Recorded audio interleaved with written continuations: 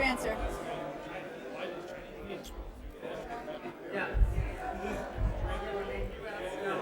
He said they want to know why you're harassing them, and we won't let them place on.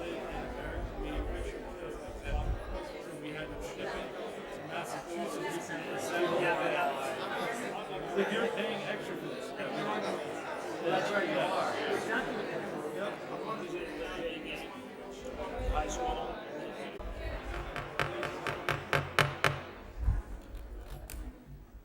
Good evening, ladies and gentlemen. Tonight is a regular meeting of the South Kingstown Planning Board. The date is Tuesday, August 23rd, 2022. The time is now 4 minutes past 7. The first item on our agenda is roll call. Susan Axelrod. Here. Joe Murphy. Here. Paul Jordan. Here. Robin Pothier. Here. Peter DiStefano. Here. Elizabeth Karp. Here. And Maria Mack is here.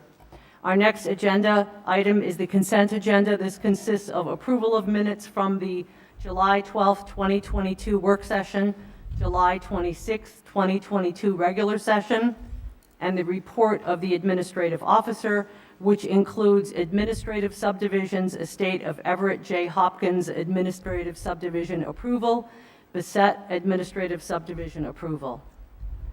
If there are no corrections, would someone like to make a motion to approve the consent agenda? I did see one correction, I think, on the Hemmerly, is that how we say it? We make reference to Saugatucket instead of ministerial. Which set of minutes is this on? The latter, I believe. I could find it. Oh, yeah. It's on the August 23rd. Sorry, yeah, right. July 26th. Item L, and findings of fact. That's second page of the July 26th. And the correction should be Ministerial Road rather than Saugatucket Road. So noted. Thank you, Robin. Any other corrections or changes? Would someone like to make a motion to approve the amended agenda items? Motion to approve as amended? We have a motion from Paul. Do we have a second? Second. Second from Elizabeth. So Maria, should I recuse if I wasn't here for one of them? Any further discussion? All those in favor say aye. Aye. Motion carries. Next agenda item is development plan review, change to a previously approved plan. The Prout School requested change to proposed lighting associated with the previously approved application for athletic field renovations located at 4640 Tower Hill Road. The Prout School applicant. Is there anyone representing the applicant? Yes. Please come up to the mic and state your name for the record. Madam Chair, just before, from an administrative standpoint, if I can remind the public or any speaker that we do have fans both behind the planning board this evening and in the ceiling, and there's an exhaust fan. So we want to make sure that all of the important comments that you make, both as planning board members and members of the public, are heard. But if you back away from the microphone, you may be able to hear me, but it won't get recorded. You need to listen to that kind of echo, and if you hear the echo, and I remind the planning board members when you speak, that if you do not hear the echo, you will not be recorded. Thank you. Good evening. Good evening. My name is Travis McDermott. I'm here representing the applicant Prout School and the property owner, Diocese of Providence.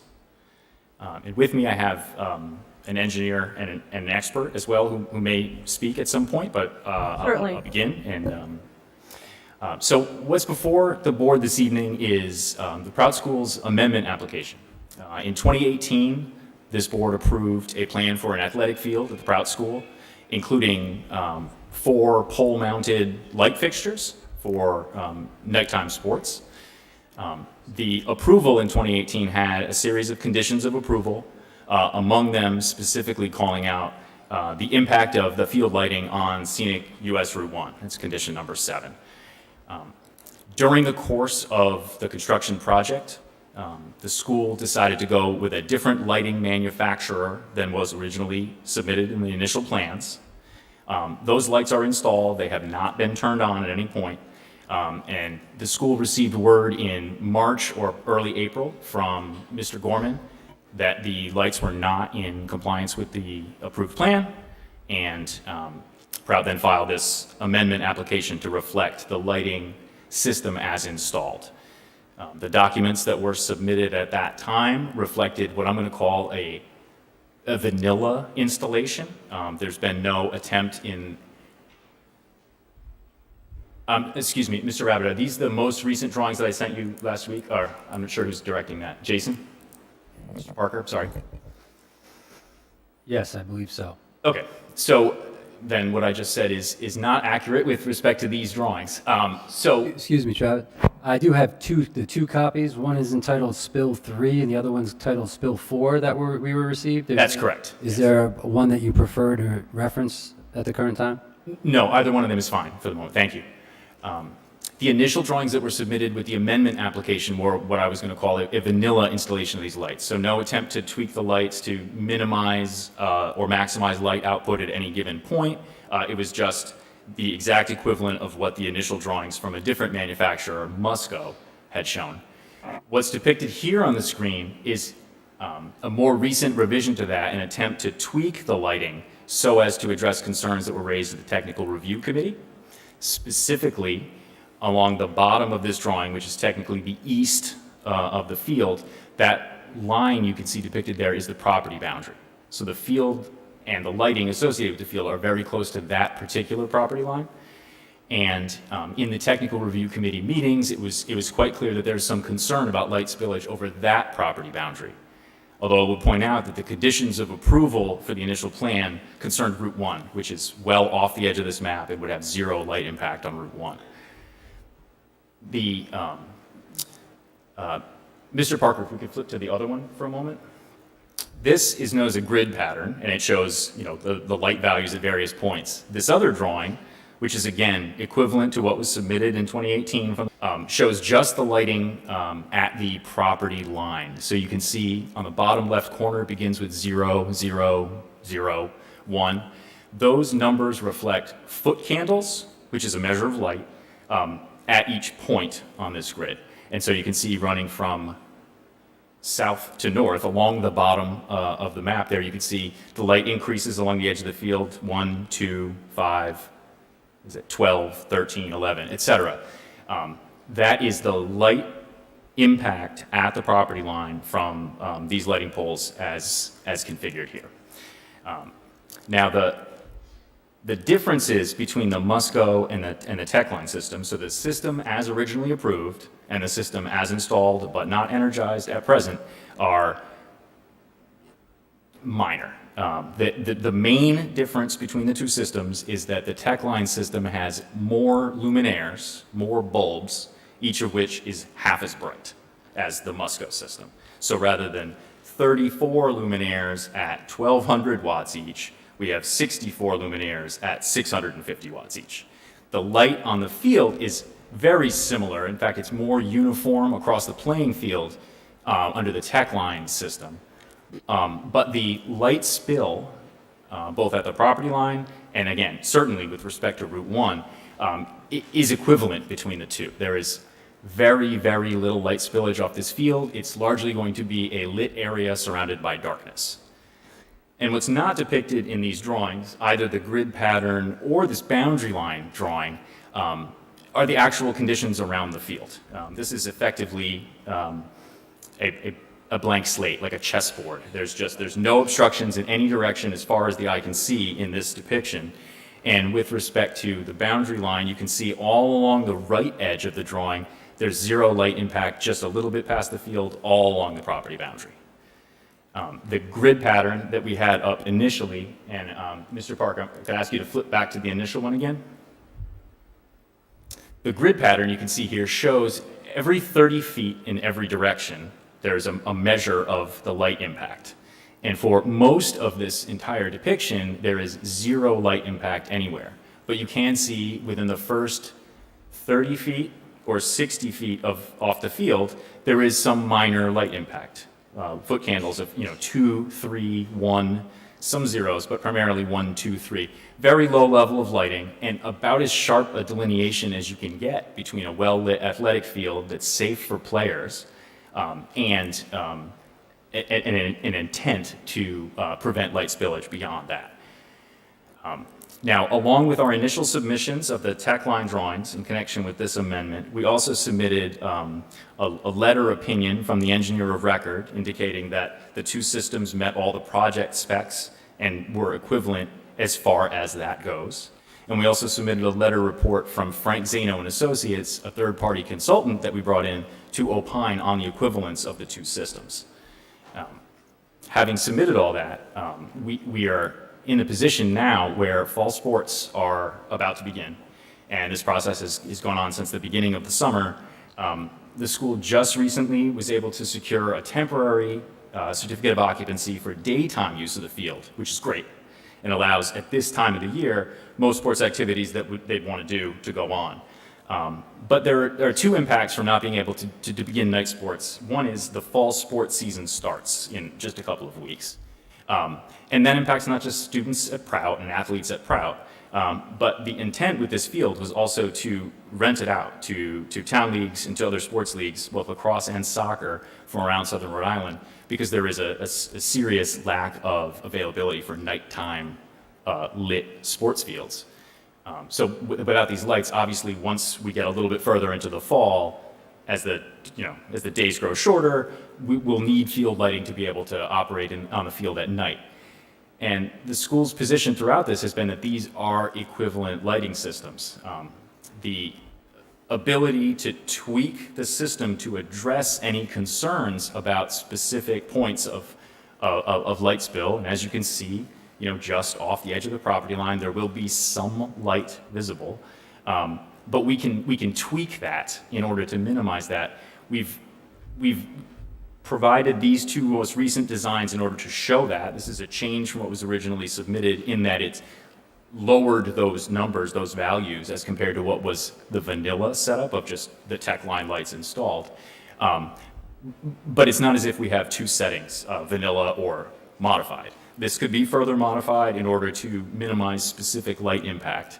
But by and large, within 40 feet, 50 feet of the field, there will effectively be no light spillage whatsoever, which is equivalent to what the Musco system was originally approved doing. And importantly, with the Musco system, the light spillage on either the photometrics that were originally submitted and were relied on by this board in approving the initial plan, or these photometrics from Techline, either one of them, again, I mentioned before, this presents something that is effectively a chessboard, a flat plane in all directions, but in reality, in the actual field conditions, there's a significant tree line right there that will block almost all of that light. The trees are over 60 feet tall, they're right at the property line as well. And so that depiction of the light escaping into the bottom of the map there, that's not how the real world conditions would actually operate. This is generated by software based on where the lights are in AutoCAD.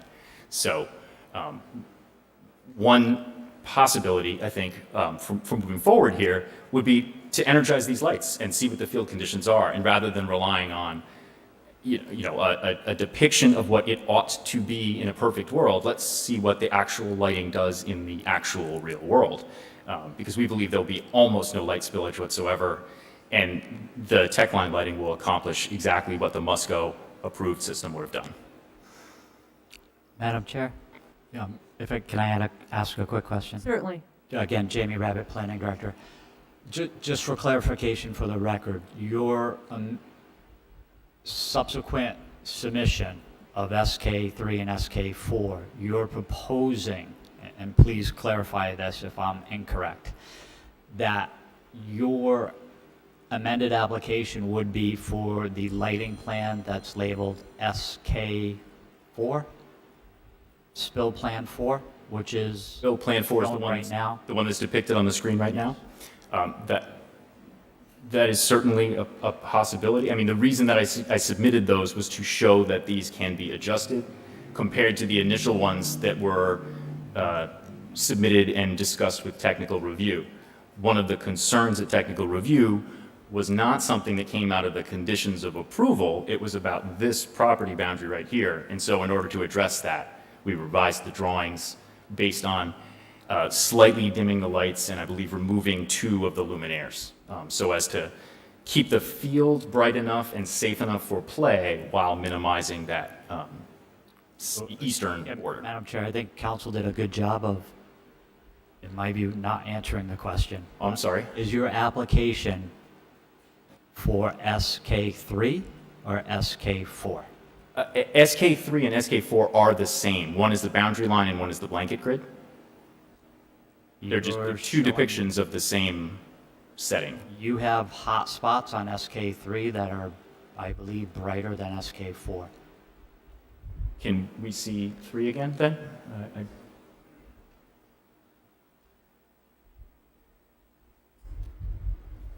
So the values depicted on 3 are on the property line. That is right at the property line. And only at the property line, and on the field, but all those numbers across the bottom are right along the property line. Whereas SK4 does not depict the property line necessarily, it depicts a 30 by 30 grid. So that's the second, so 1, 2, 3, 5, 11, 11, 7, 5, 4, 5, 8, or, excuse me, 8, 12, 10. So that line is 20 feet off the property line, but it's a 30 by 30 grid. And again, the reason they were done this way was because that was exactly what Musco submitted initially, was a 30 by 30 grid and a property boundary photometric. So to answer your question accurately, yes, but I want to be clear that 3 and 4 are not 2 different designs. Those are the 2 drawings depicting the design. Again, thank you for the clarity. Mr. McDermott, thank you for your opening comments. Just a couple of questions. The adjacent property that you referred to, I'm assuming is Shepherd's Run, which had not been approved when this was previously approved? Is that the property you're referring to? Yes, that's the property. As to the second part, I'm not entirely sure on what was, when they came into ownership. Okay. And can you give us a little bit more of an explanation of how you would tweak the system to address concerns? Sure. So each of the lighting poles is, there are 4 lighting poles, and you can see the lines depicted emanating from those poles. Each one has an independent control for the power, the wattage that goes to the bulbs, and each one has an independent number of bulbs. So there could be 15 bulbs, 14 bulbs. I'm calling them bulbs. I believe the correct term is luminaires. But this design that's depicted in 3 and 4, the 2 we've been flipping back and forth between, involves a slight reduction in the power to the system, as well as removing 2 of the 64 luminaires. And that was intended, again, to minimize any light impact off the playing field while keeping the lighting on the field safe for players, because obviously an athletic field for night play that's not actually well lit is pretty dangerous. Thank you. And do you, before we ask for comments from board members, do you have additional technical expertise speaking this evening? I do. We have. Why don't we allow your next speaker to come forward? So with me is Frank Zano from Frank Zano and Associates, and the initial application for this amendment contained a letter report comparing the 2 systems that Mr. Zano had done. But I want to be clear, these designs, although he has seen them, the letter he wrote 4 months ago do not reflect these efforts to tweak the system. They were based on just a vanilla Musco system and a vanilla Techline system with no other revisions. So he will be able to clarify the Indeed. current plans. Thank you. Sorry. Frank Zano from Frank Zano Associates. I'm the Vice President of Engineering and Development. Back in April, we were asked to do a peer review on the basis of design documents that were provided by Gale Engineering and the substitute lighting package by Techline. Our findings were pretty, minimal in difference. The uniformity ratios from the Techline, which are primarily for shadowing and safety of players, referees, and spectators, the Techline system actually was better than the Musco approved system. The power density, Musco was more efficient. using less luminaires and higher wattage bulbs. But really, when it comes down to it, I think it was a 200 watt difference, something crazy like that. It wasn't much. And the light spillage actually were about the same. So the numbers that you see depicted on this plan, 1 foot candle, they give a layman's term as reference as maybe twilight at dusk. That's maybe the amount of light that actually one foot candle is. Your eye actually cannot pick up the difference between 1 and 2 foot candles. It usually has to have an increment of 5 to 10, something like that you'll see. So with that being said, we felt pretty confident that the systems were, the Techline system, not only did it meet the basic design and what was there, it actually exceeded it in that regard.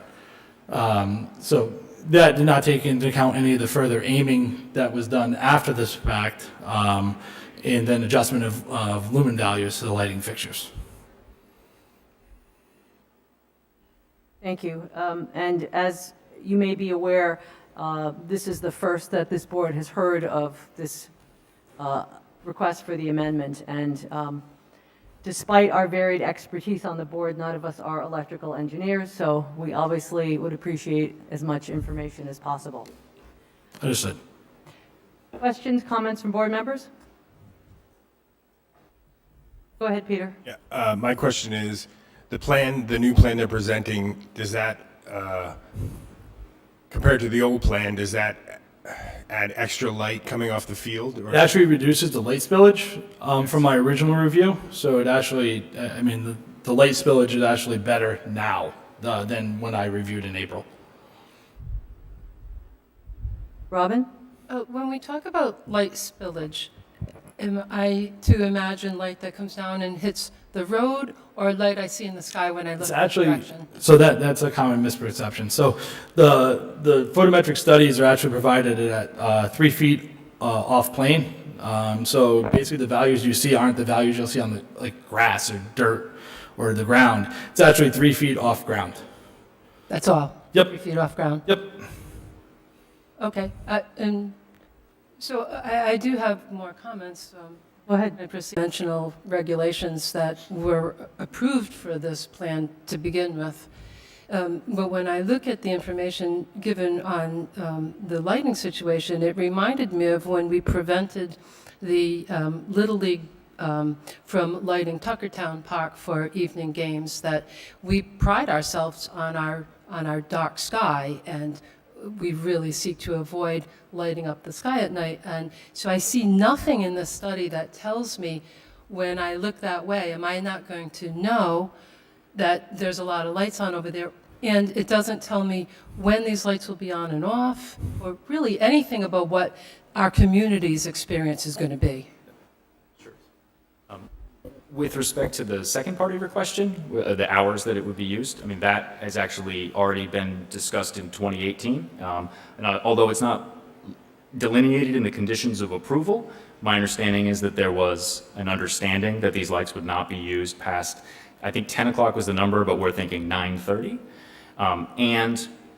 Obviously during the summer months, it's daylight until 8 or later, and in the winter months, I wouldn't expect significant amounts of use of an athletic field at night in the winter, although that certainly would be, a possibility. But with respect to the first part of your question, the impact of the lights on, I guess you're asking about like the sky, the question seemed to be Like you take upwards. a picture from the sky and there's a bright spot or there's a dark spot. This is a dark community. Sure. From on the property, it's actually quite difficult to see any of this. There's tree line that's pretty substantial between Route 1 and the school. I think that your lighting posts were taller than the average tree. Yeah, you can see one right now. I mean, I saw it driving down Route 1 about an hour ago, and you can see that water tower. And right there, you can see at least one pole. I suspect that in the wintertime, when there's less foliage cover, you may be able to see a second pole there. But again, the poles that the lights are mounted on, those are the same exact poles that were already approved. I understand. I wasn't part of that process. I was a little surprised at what was approved, and I certainly would like to see a further study in what our community is going to experience in terms of this lighting. Well, again, the experience would really be only had by those who can see it, and you can't see it from outside the property, except for that one curve on Route 1 where you can see the top of one pole. Well, I have a hard time imagining that when that many luminaires see a glow in the sky. There were some photographs submitted in 2018 of a couple of other athletic fields lit by Musco lighting, but you can see in those that this type of field lighting that's aimed downward and intended not to spill off the field really creates a very sharp delineation at the edge of the field. And there's nothing for light to reflect off of up above, like straight up. So there really wouldn't be a visible light. Obviously, let me. Yeah, it appears that Mr. Zano has some additional. Yeah, I'll try to explain the best I can. Thank you. So you're talking about glare, right? So glare is technically anything 55 degrees past nadir. It's just a scientific term. Just think about it as a protractor. So now with the LED lights that are provided on the field, either it was Musco or Techline, they're not. Think of Fenway Park. We just threw ceramic metal halides up in the sky and we just lit it up and see what happens. It's directional aiming. You actually can focus the luminaire. So if you look at the lights that are installed down the pole, they almost kind of have a shroud on top and then scoop down. So it doesn't have the dark sky like it doesn't what we call light pollution. It does its best to subdue it, so that to keep in your vein the dark sky community. It won't be affected really outside of Prout's campus because of the design of the We don't see luminaire. the term dark sky lighting used in this proposal at all. No, well, dark sky isn't a thing anymore with LEDs. So dark sky used to be a standard. In the nature, dark sky is honestly impossible to do in an athletic complex. You have poles 70 feet up in the air. Part of dark sky compliance is keeping your pole height lower. Is for pedestrian lighting, parking lots, things of that nature, street lighting. Athletic fields, just with the nature of what you're trying to do, have to be lit from above because you're trying to grab a field. So with the LEDs, you're far better than the old school metal halide, the quartz restrike, with it just basically a giant floodlight and you just flick it on and all the bugs go to it. So it's more directional aimed, hence why they were able to adjust the photometry based on the aiming of the fixture. It's not, think of before they redid 95, a metal halide would just shoot at the ground and just spill light everywhere. LEDs are more directional, so people think it's less light. It's actually just more light in the places you need it, if that makes any sense. Madam Chair, if I can, Yes, just Jamie. quickly. Certainly. And Robin, I do appreciate your question regarding night sky compliance. Our regulations do not directly deal with dark sky, specifically with this setting of athletic lighting. The applicant, being Prout School, did receive a permit in 2018 to light their fields in a manner associated with the Pacific lighting contractor, which was referenced as Musco. The primary purpose that Prout School is before you is they made a decision during construction, during value engineering, or for whatever decision, to go with an alternative lighting contractor. The primary purpose of this proceeding is, as your administrative officer, it wasn't within my authority to determine that another lighting system that was previously approved by a planning board was swapped out for another that doubled the number of fixtures. So the primary focus here is the proposed new system of like, kind, and quality that has the same or less impacts that the previously approved system had. And I know the value of your questions and concerns, Robin, but that was, I think, vetted and approved in 2018, and the subject matter tonight is the new system equal to or less than what was approved in 2018? Right, I guess I'm just not sure on what was approved in 18, and maybe we could improve on our situation in accordance with the comp plan, that we come out with the best thing we can for our community. Certainly a valid thought for future conversations. Thank you. Other questions, comments, Susan? Hi. Hello. So I have a question. I understand the foot candles and the diagram. If I were to look directly at the light fixture, Okay. would what I see be a different illumination than the other one? And I know we've talked much about Route 1, but since this was all approved in 2018, we've had Shepherd's Run move in behind you. And from the front door of Shepherd's Run, theoretically where the brides arrive, there's a direct sight line to your lamp poles. And so I don't know if there's anyone here from Shepherd's Run or if you've had any conversations with them, but I just wonder from their stance with no trees, is this going to look like looking into the sun every night until 9 o'clock at night, or is this not something that's in your face from the next door property? I think I understand your question, and the short answer is no, it's not something that's in your face from the next door property. But I want to be clear, when you say with no trees, do you mean if they removed all of the trees? Because there's a whole tree line. Right, so I went to Shepherd's Run yesterday and I stood out in front, sort of near where that circular area is out front. And where the vineyard runs between the Prout School and Shepherd's Run, there are no trees. There is a hillside there with grapevines. And so I had a direct view of an entire lamp pole and part of another standing in front of Shepherd's Run and just looking back toward the Prout School. There are no trees between at least a portion of your field and the front of Shepherd's Run. There are no trees. Okay. And so it's for their, and so I realize that if you had gone with the original plan, it is what it is. I want to just, I hope, make sure that their view of you isn't changed by this new lighting. Like if I look directly at the fixture, Yeah. is this different? Yeah, I think I do understand your question, and Mr. Zano is going to weigh in just a moment, but I do want to point out that the fixtures closest to Shepherd Run are facing away from Yes. Shepherd Run. So Yes. if the one you're talking about is on the far side of the field, Yes. from there and pointing in, Yes. you will, if you have a clear sight line, certainly you'd be able to see it. But I think your question isn't can you see it, it's does the lighting, Would it be intrusive if you were a guest at Shepherd's Run in the evening? and that's my probably a question. better question for Mr. Zano. Based on the original design on the substitute package, your lighting experience would be the same. Okay. It's the same lumen delivered. The substitute package has more luminaires but less wattage, therefore less lumens. And Musco has less luminaires at a higher wattage, therefore more intense. So it would be the same experience. If anything, it would be less intense, just more of it with the substitute package as provided. Okay. Has Shepherd's Run talked with you at all, or do they know what we're doing here tonight? I don't know whether they know or not. I mean, obviously, it was on the public agenda, and Right. the light poles, as you know, are right there, and they're certainly visible. But we haven't had conversations with them about this, and I don't know whether anyone's here tonight. Okay. Thank you for answering my questions. Joe?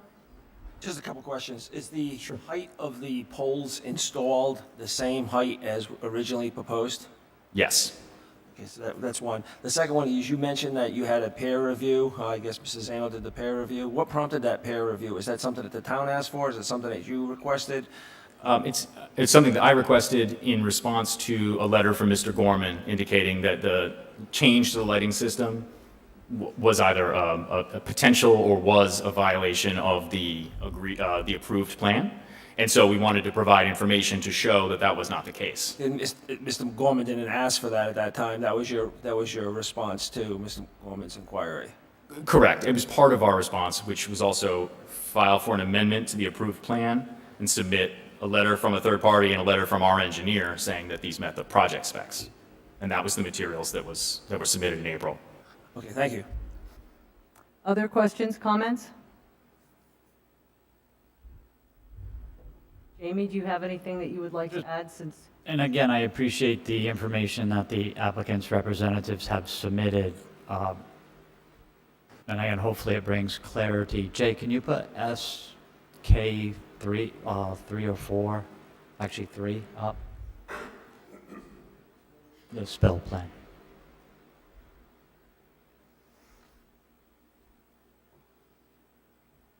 And just why the aerial photo is being swapped out, Prout received their approvals for athletic field lighting prior to the change in ownership of Shepherd's Run. So Shepherd's Run came after Understood. the approval for Prout School. So if you look at the southern, actually be the eastern border, the bottom of this slide. Yes. You'll see 00125.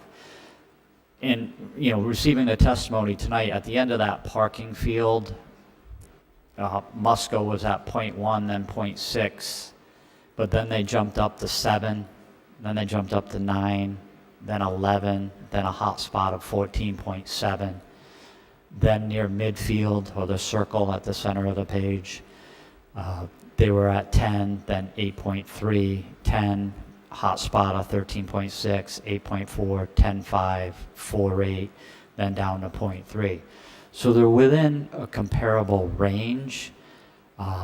You could, you know, I think the statements have been made that in the correspondence that we've received in our office is that they're very similar. And I think to the testimony tonight about your ability to pick up a 1-foot candle puts them perhaps in that light. Rich Bourbonnais, the town engineer, and I are kind of your technical support staff, along with Brian and Jay. We are not experts in lighting. We are experts in a lot of things. Athletic field lighting is not one of them, unfortunately. I have reviewed a number of athletic fields, and the primary aspect is its effect and spillage at the property line as it relates to impact on abutting property owners and seeing daylight on their property. I think based on the testimony tonight, the planning board needs to make a decision of just how similar they are. There are much brighter spots at the property line on Musco's plans, and there are slight similarities as you go off of those poles. Thank you, Jamie. Go ahead, Joe. Going back to my other question relative to the peer review, you had submitted, I guess, some plans which show some tweaks.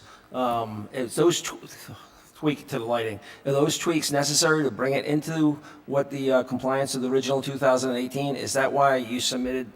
Well, I wouldn't agree that it was required to bring it into compliance. And the reason Is that for something that is- Mr. Zano brought up as you should make these tweaks to bring it back into compliance, or is that? I'll be frank, that was my idea, was after conversations both with the technical review committee and a separate, informal conversation with Mr. Rabbit about what we might be able to do. I went back to the lighting manufacturer and said, what changes can we make to try to minimize the impact specifically at that property boundary line? Because as we've discussed, Shepherd's Run wasn't there at the time of the approval, so clearly in the 2018 cycle, there wasn't as much focus on that property line, which is very close to the field. The emphasis really seemed to be lighting impact on Route 1. So that's what was addressed by Musco, and that's what was addressed in the conditions of approval of that 2018 plan. These tweaks, though, were made after those discussions this year with Mr. Rabbit and with the technical review committee to try to address those concerns. I believe that the vanilla tech line system that Mr. Zano had originally written his opinion letter about also complied with the 2018 approval. But these were attempting to address that boundary line issue. Thank you for clarifying that.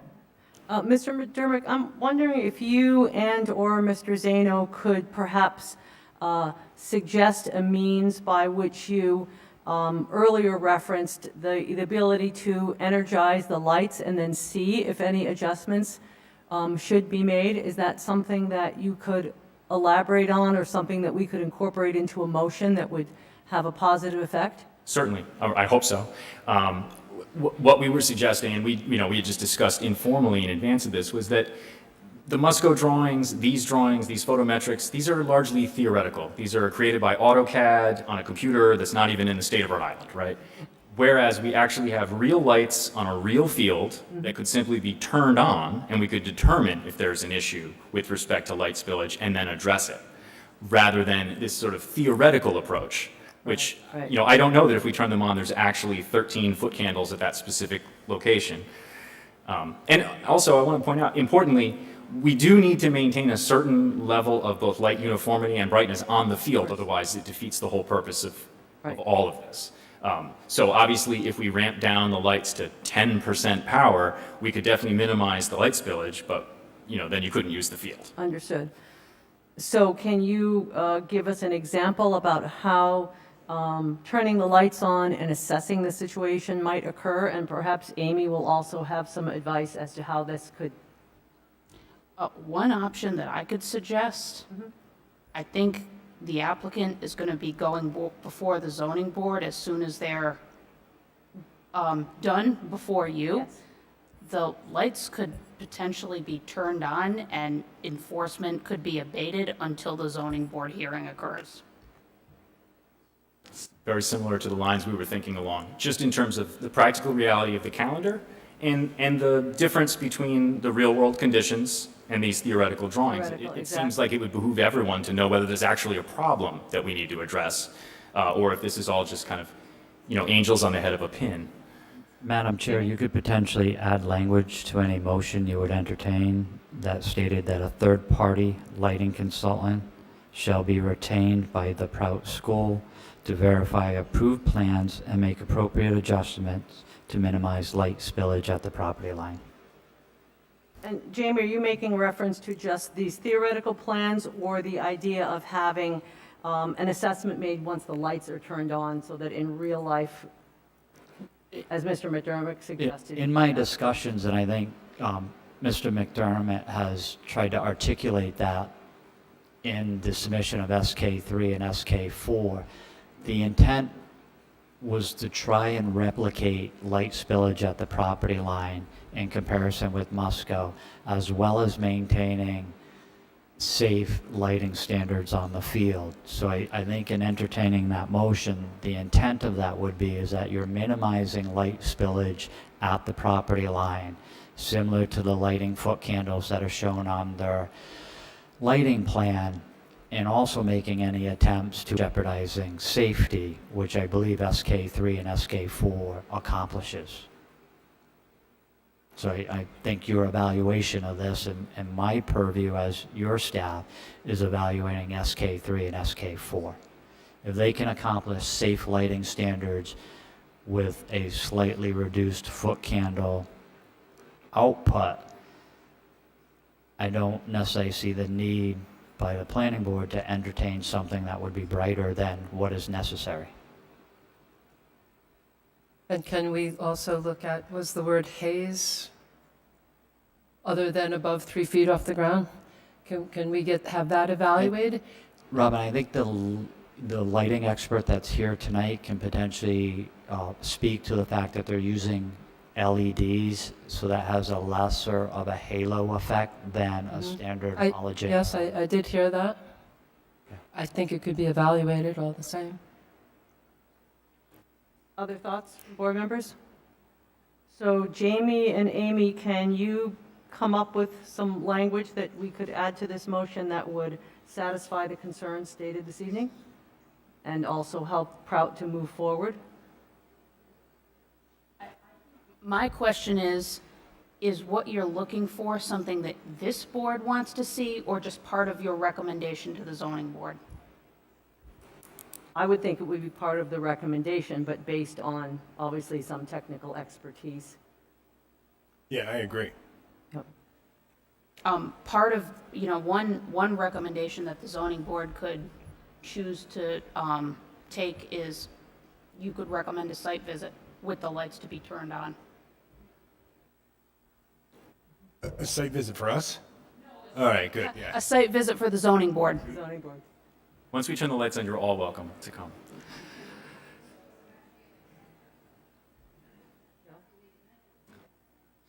Well, it would have to be dark, yes. Joe? Is the lighting strictly on and off, or is there a dimming capability that you have? There is a dimming capability. I am not an engineer. I don't know whether it's a dial that can simply be turned or whether it's computer programming. There's a box on each pole that's the control box. Do either of you know specifically? So in all this, foot candles and plans, did you give us 100% capability of that lights or some proposed percentage at which it would be turned on? The initial submissions for this amendment were full freight. They were 100% the lights just on, not attempting to minimize the impact in any given place, just the athletic field lighting. These drawings, the ones we've been looking at here, reflect, I believe it's 30% dimming, and 2 luminaires have been removed from the far side so as to minimize the light spillage that's going to the eastern side. Going back to that, if these existing lights, the ones you installed, were put on at 100%, If they were, you're asking? would it still be equivalent to what was approved? Yes. Yes. The difference would be that the light values right along that boundary line would be slightly higher than the Musco ones. But other than that, the light spillage all around, the overall uniformity of the light, he actually, Yeah, so I'm, Just restate your name, please, so that yep, Frank Zano. So the plan that you see there, well, no longer there, I believe is just an optimal aiming of the fixtures. I don't think they actually dialed them down. There was another spill chart that showed, what, 30-foot candle? you are correct. Yeah, this is 100% on, just aimed. So we can go down from here, to answer your question. So the original, my original review in April had basically the Musco drawings and then Apple for Apple's tech line aiming. So they were the same. The drawing you're seeing now is an optimized aiming configuration from tech line.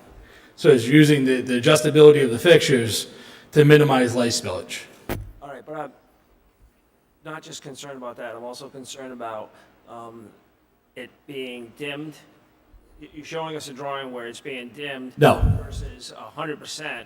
What I really want to see compared directly, apples for apples, This is, original plan versus what you've installed at 100%. yeah, what light spill, I believe drawing number 3 is 100%. What you've been reviewing tonight is 100% on, just aimed.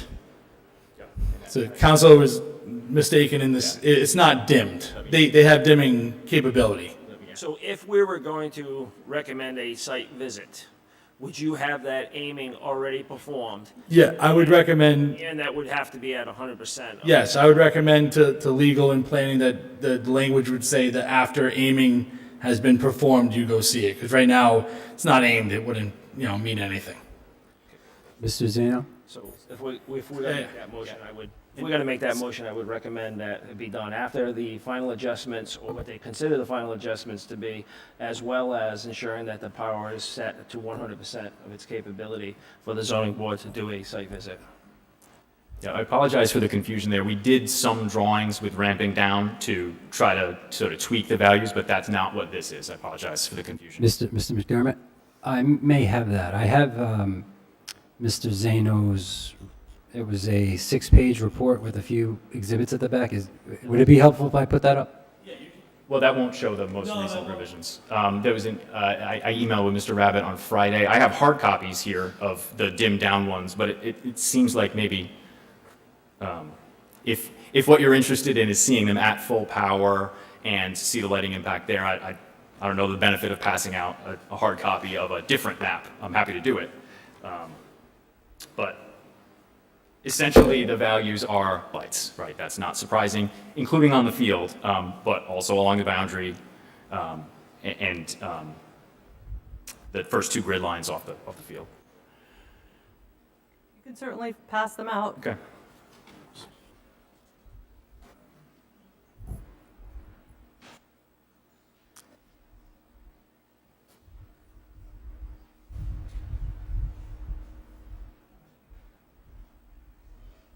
Thank you.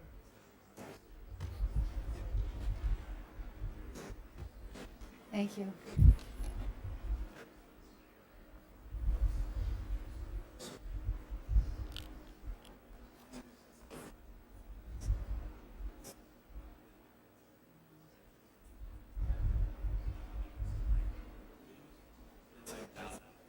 That email from Friday?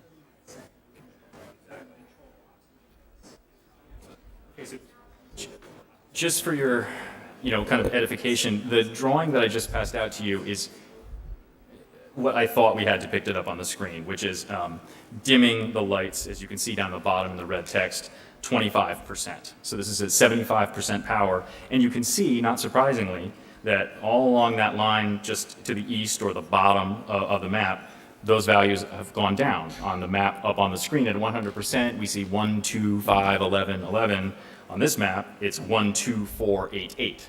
Not surprisingly, we've dimmed it by 25%, and approximately across the board, you get a 25% reduction in the light. Liz and then Paul.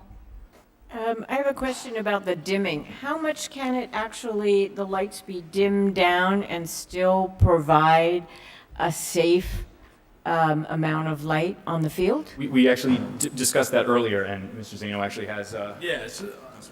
So based on the average age of a Proud student, which is under 25, the Illuminating Engineering Society of North America recommends that, at a minimum, the foot candle should be an average of 20.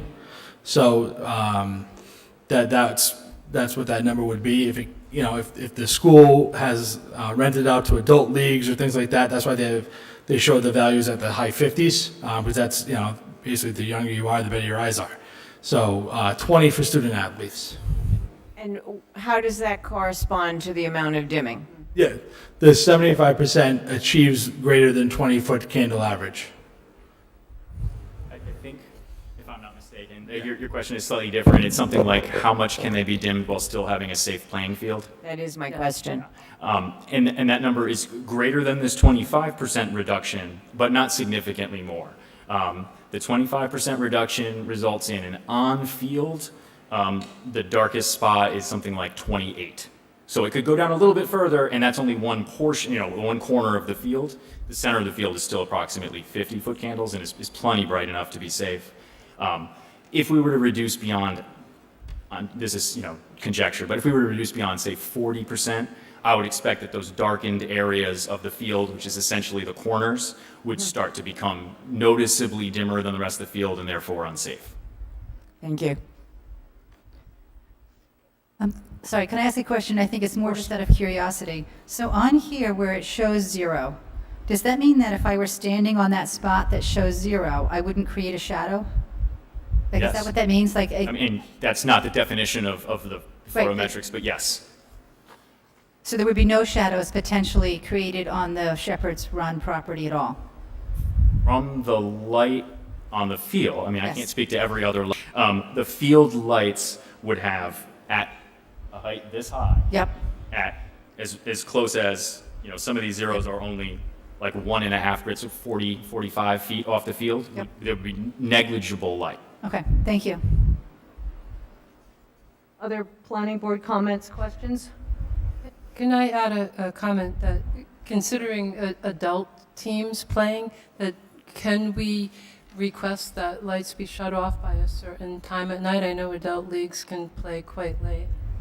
Yeah, so That's already in the original approval.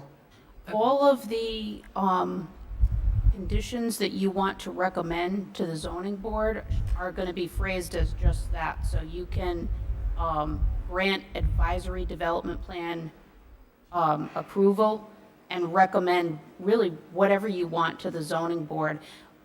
When this comes to the zoning board, I'll most likely be advising the zoning board, and when applications come before the board that the board has already seen in one form or another, such as where a permit that's granted expires and then the applicant has to come back, or when modified applications come before the board, I always encourage the board to think about what, if anything, has changed with regard to circumstances on the property or immediately surrounding the plane to the board, to the zoning board, why they should consider adding additional restrictions. An explanation would be helpful. Thank you.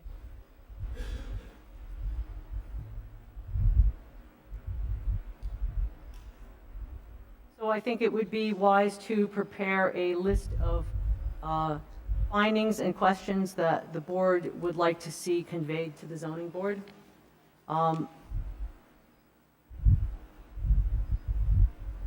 We have site visit, illumination and information at 100%.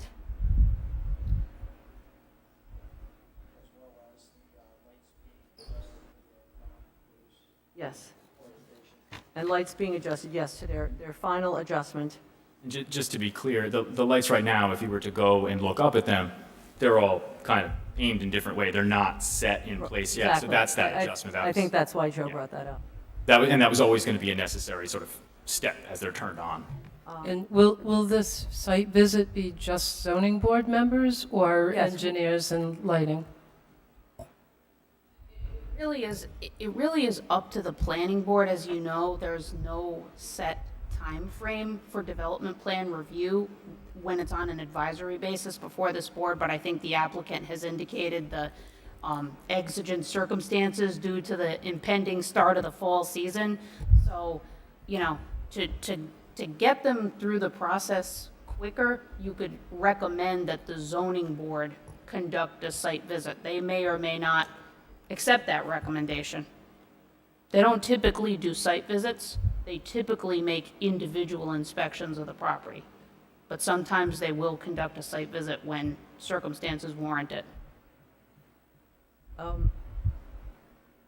The other item that was mentioned, as per Amy's suggestion, is what has changed on the property or adjacent surrounding property, and that would be a reference to the Shepherd's Run property. Any impact not previously considered.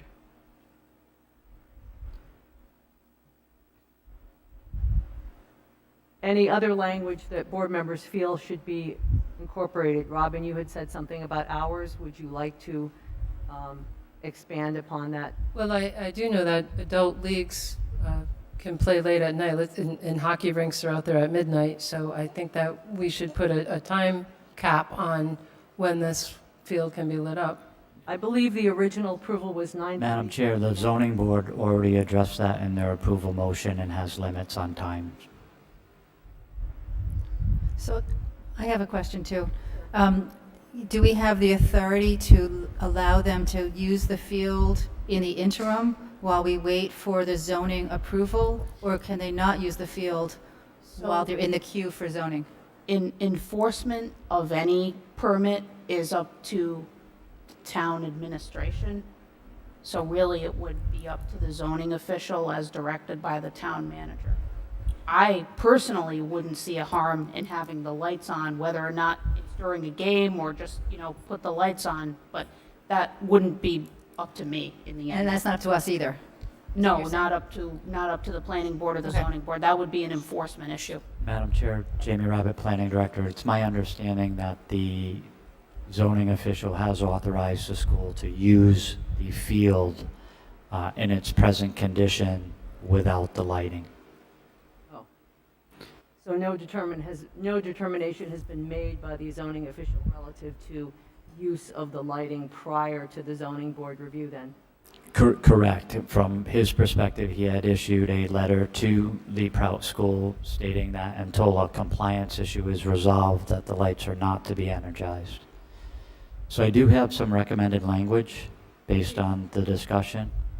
And again, may need a little bit of wordsmithing to finalize in a letter to the zoning board. The applicant shall retain a third-party lighting consultant to verify that the lighting output on-site readings comply with the approved plans SK3 and SK4. In addition, the applicant shall make every attempt to minimize light spillage at and across the easterly property line in a manner that does not reduce the lighting, foot candles on the playing field/surface beyond recognized safety standards that would jeopardize industry safety standards for the field's proposed use. In no instance shall the lighting levels on the field/surface increase beyond the approved lighting levels contained in SK3 and SK4. The applicant may and is advised to energize the field for the purposes of demonstrating the actual lighting foot candles during the permitting process with the town zoning board. However, it should be clear that the energizing of the field's lights does not permit the use of the field with the lights energized. A little wordy. Okay, you were talking way too fast for me to write all that down, but does everyone understand the gist of what? I thought you just said that they could use the field with the lights energized. They could use the field with no lights. Okay. So I'll read the That's not what you second said, I don't think. The applicant may and is advised to energize the field for the purposes of demonstrating the actual lighting foot candles during the permitting process with the zoning board. So the sole purpose of turning the lights on is an evaluation criteria. However, it should be clear that the energizing of the field does not permit the use of the field with lights. Thanks. One note, and I don't know that we need to change your proposed language to reflect this, but the lights need to be energized in order to set them up before we actually do any Obviously, kind of yes. testing. Right, I thought, Madam Chair, that would be, from my perspective, understood. yes. Yeah, just wanted to make, We can clarify that if you feel more comfortable with that. You will need Thoughts? Just to go back to Jamie's third-party consultant to ensure that it's compliant with the original plan, I think what we're talking about is compliant relative to impacts to neighbors and view from Route 1. Whether there's additional light on the field with this plan from the original one, I personally, don't care. So it can have additional lighting on the field as long as there's no additional impact to the neighbors or Route 1. Madam Chair, my concern would be is that they're proposing a certain illumination plan, and the neighbors may be okay with that proposed plan. If it became brighter, I don't know how we deal with that from a regulatory standpoint. So that goes back to my impacts to neighbors. So as long as it's compliant relative to there not being any impact to the neighbors, impact off-site, or view from Route 1, if they actually illuminate the field greater, but it doesn't impact the surrounding property owners or view from Route 1, object to that. I understand Mr. Murphy's point, but from a regulatory standpoint, if the neighbor came in and said it's too bright, and they went from 50-foot candles to 70-foot candles, I don't know how the zoning enforcement officer would deal with that on a regulatory manner. They're proposing a specific lighting plan for their needs, so my assumption is they don't need to go brighter than that. So thus the value of the third-party review. Yes.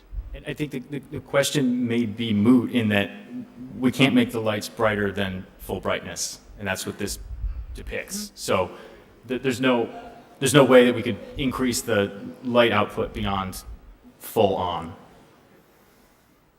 That makes sense. Just to be clear, for the compliance with the approval piece of this, I don't want there to be any confusion on the board's end or ours in terms of the approval in 2018 didn't mention the adjacent property at all. It solely mentioned scenic Route 1. So to comply with that would have nothing to do with this boundary we've been talking about.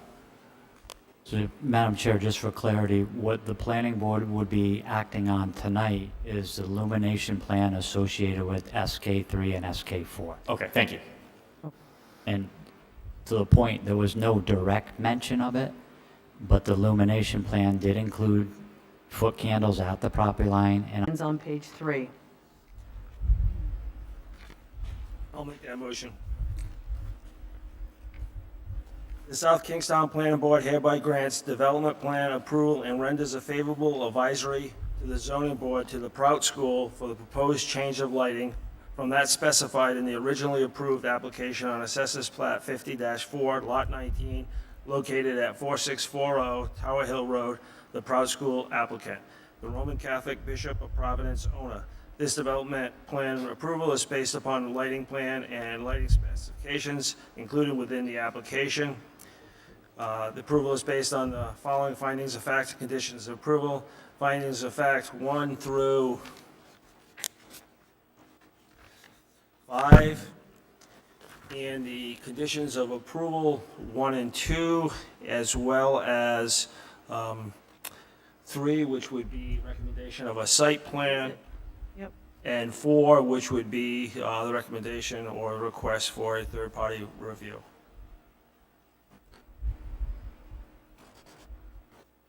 Second.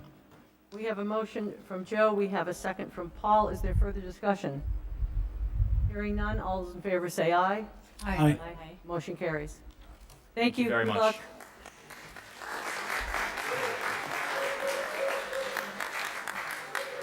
We never get applause, by the way. It's been a long time for this field. Thank you.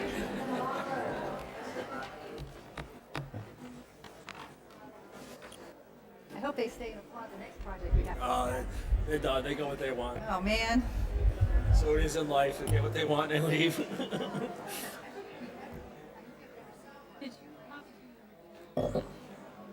Got plenty of booing though.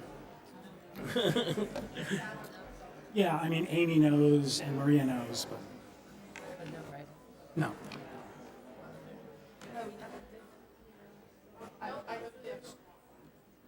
If I was supposed to, no one told me.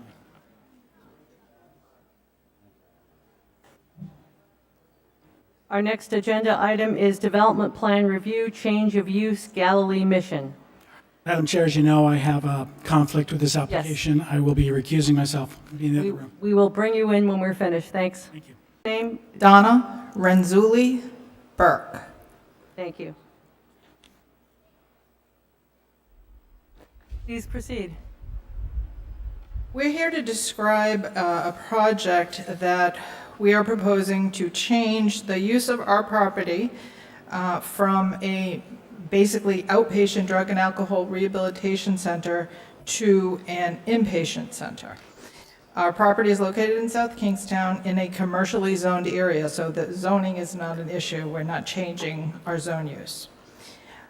We came before the Technical Review Committee, and they brought up some issues that they would like to see addressed prior to approval.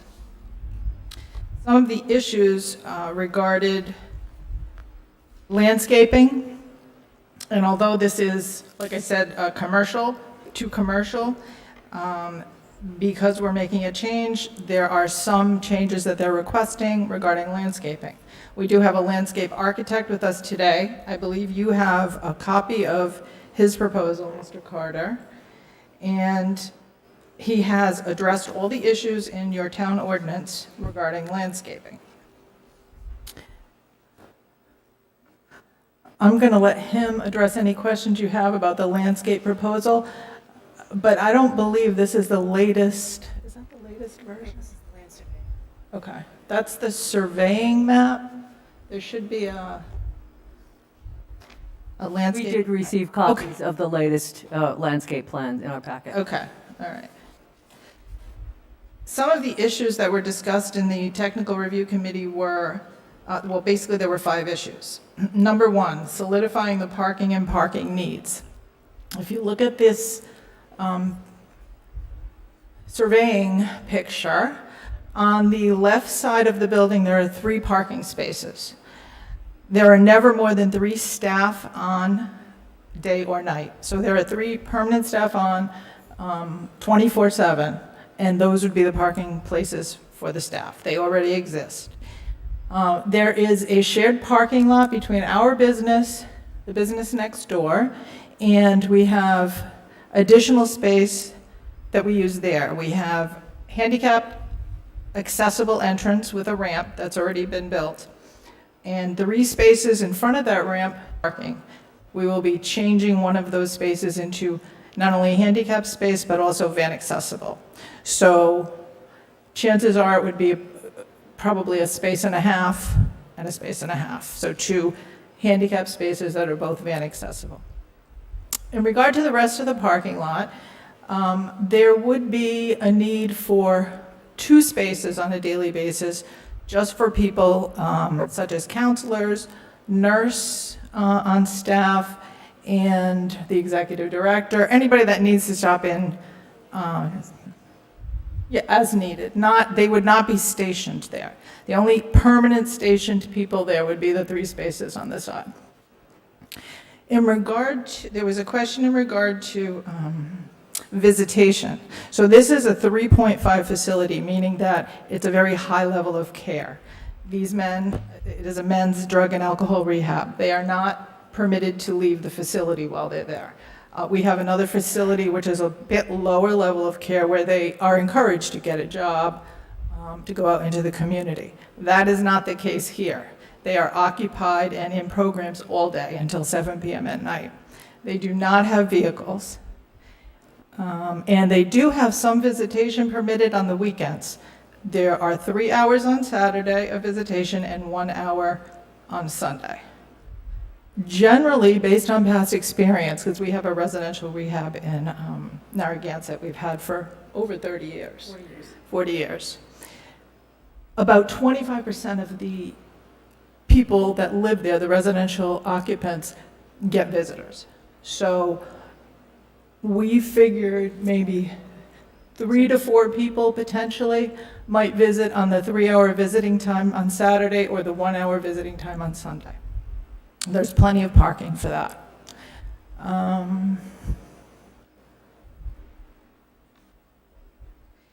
They asked us to further vet the outdoor space, and we discussed putting picnic tables on the grassy area between the 2 buildings. So if you look to the right of our building, there's another building in between those 2 buildings.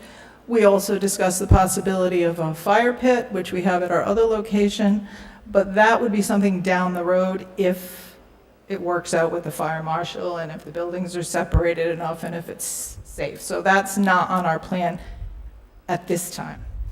But when we were at the review meeting last time, they asked us about outdoor activities for the men. The men are basically indoors. They're not in this program all that long, generally 30 to 60 days. Oh, only 2 to 3 weeks. I'm sorry. I'm thinking of the other facility we have. Okay. So it's a very intensive program. They are in program all day. They do get little breaks. They get dinner breaks, obviously lunch breaks. They may, get a smoking break. If you look at your proposal, it was actually discussed at the technical meeting that we would have a little smoking area on this side of, what street is that? Patton Street. On that side of the building, there are certain receptacles that you can use for cigarettes that make it safe and don't cause any type of fire hazard. We are going to amend our plans for the area around the sign in accordance with the landscape views. The landscaping town ordinance requires certain things around the sign that we have there now be removed, like stones, decorative stones, and things like that. That would be next to the area they're thinking of for like a little smoking area or just an area where they can sit outside. During visitation, there could be some sitting outside depending on the weather. There could also be visitation inside. There was a question about kitchen requirements and a grease trap. I'm not really an expert on this kind of stuff, but basically, because it's going to be a commercial type kitchen, I'll let you. It's in the engineering plans. I think you found it. And so that's already part of our plan and was part of our plan.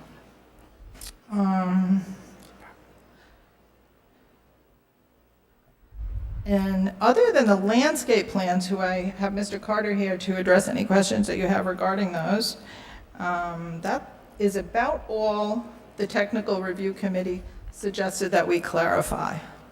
Thank you. Would you like to have your landscape architect go over the plan prior to planning board questions? Sure. Mr. Carter, you have the floor.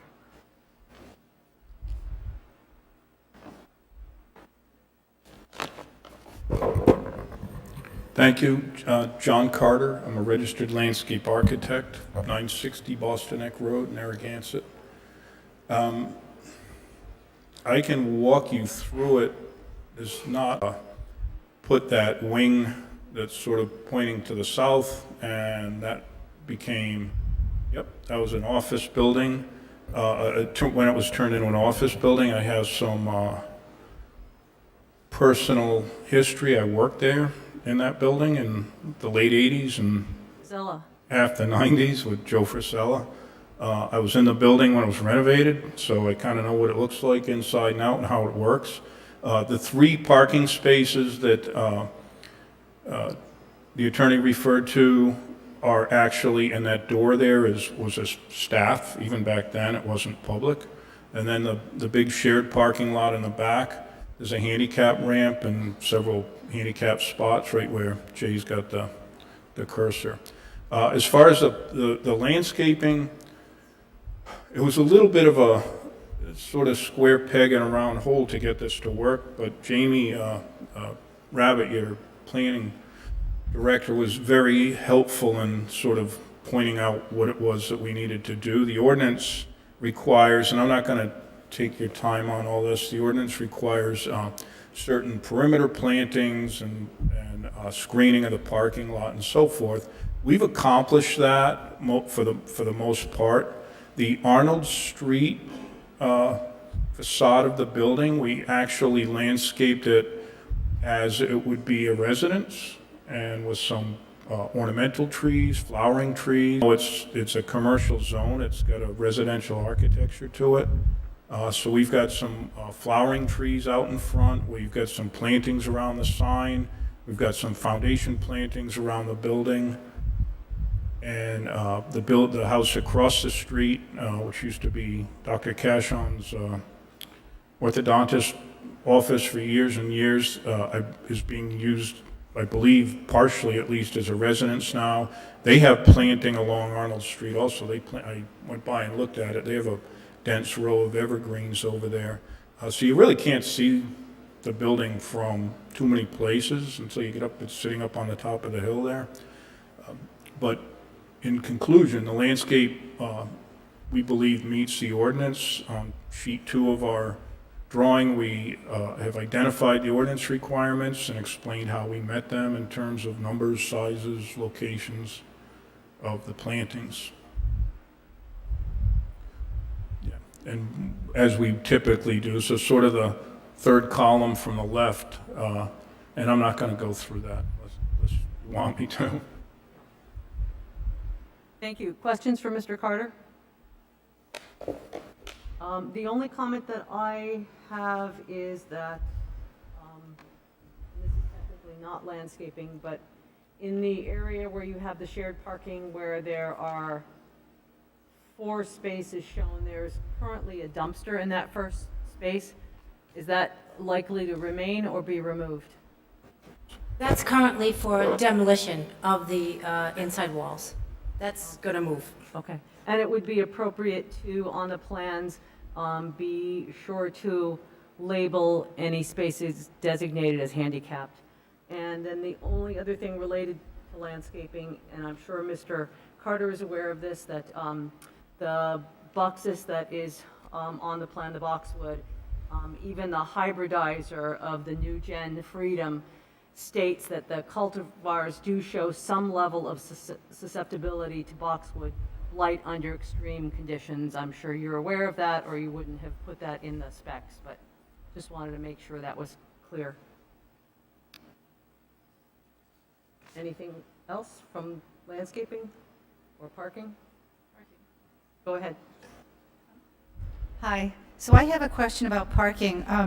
Do you have some sort of permanent easement or agreement with the property to the east about parking? I assume that if the property owner sold that property, you might have a new neighbor who's not allowing you to use any of their lawn for picnic tables or parking unless you have some sort of legal agreement that's in perpetuity. And I guess I wondered, I don't know if it's a question for you or for our planning staff, do we have enough parking on this site if the owner to the east rescinded all parking allowances in their spaces? Yeah, we actually share that parking lot, and since we've been there, the property has been sold. Right. And a new owner took over. And in regard to whether we have a legal document in perpetuity, I honestly don't know the answer to that. But with the purchase of this property, our understanding is that half that parking lot belongs to one property and half the parking lot belongs to the other. I know there was a survey done. Do you know what the surveyor? And I believe you have a copy of the survey, which should indicate that. So Madam Chair, Jamie Rabbit, Planning Director, there are 9 dedicated space completely under the control of the applicant. Again, 3 of those spaces are partially in the town right-of-way, but they have been there. And they're in the southwest corner. There are 2 parking spaces that I think Ms. Axelrod is referring to that are partially encumbered by a property line. But again, knowing that there are a minimum of 3 staff members on site at all time, the applicant's use of the property does not allow any of the residents to have a car on site. So those 9 spaces should be adequate. There's also the ability to park on street on Arnold. Very good. Thank you. Other comments, questions from board members? Anything else from staff? Are there folks in the audience who are here for this particular project?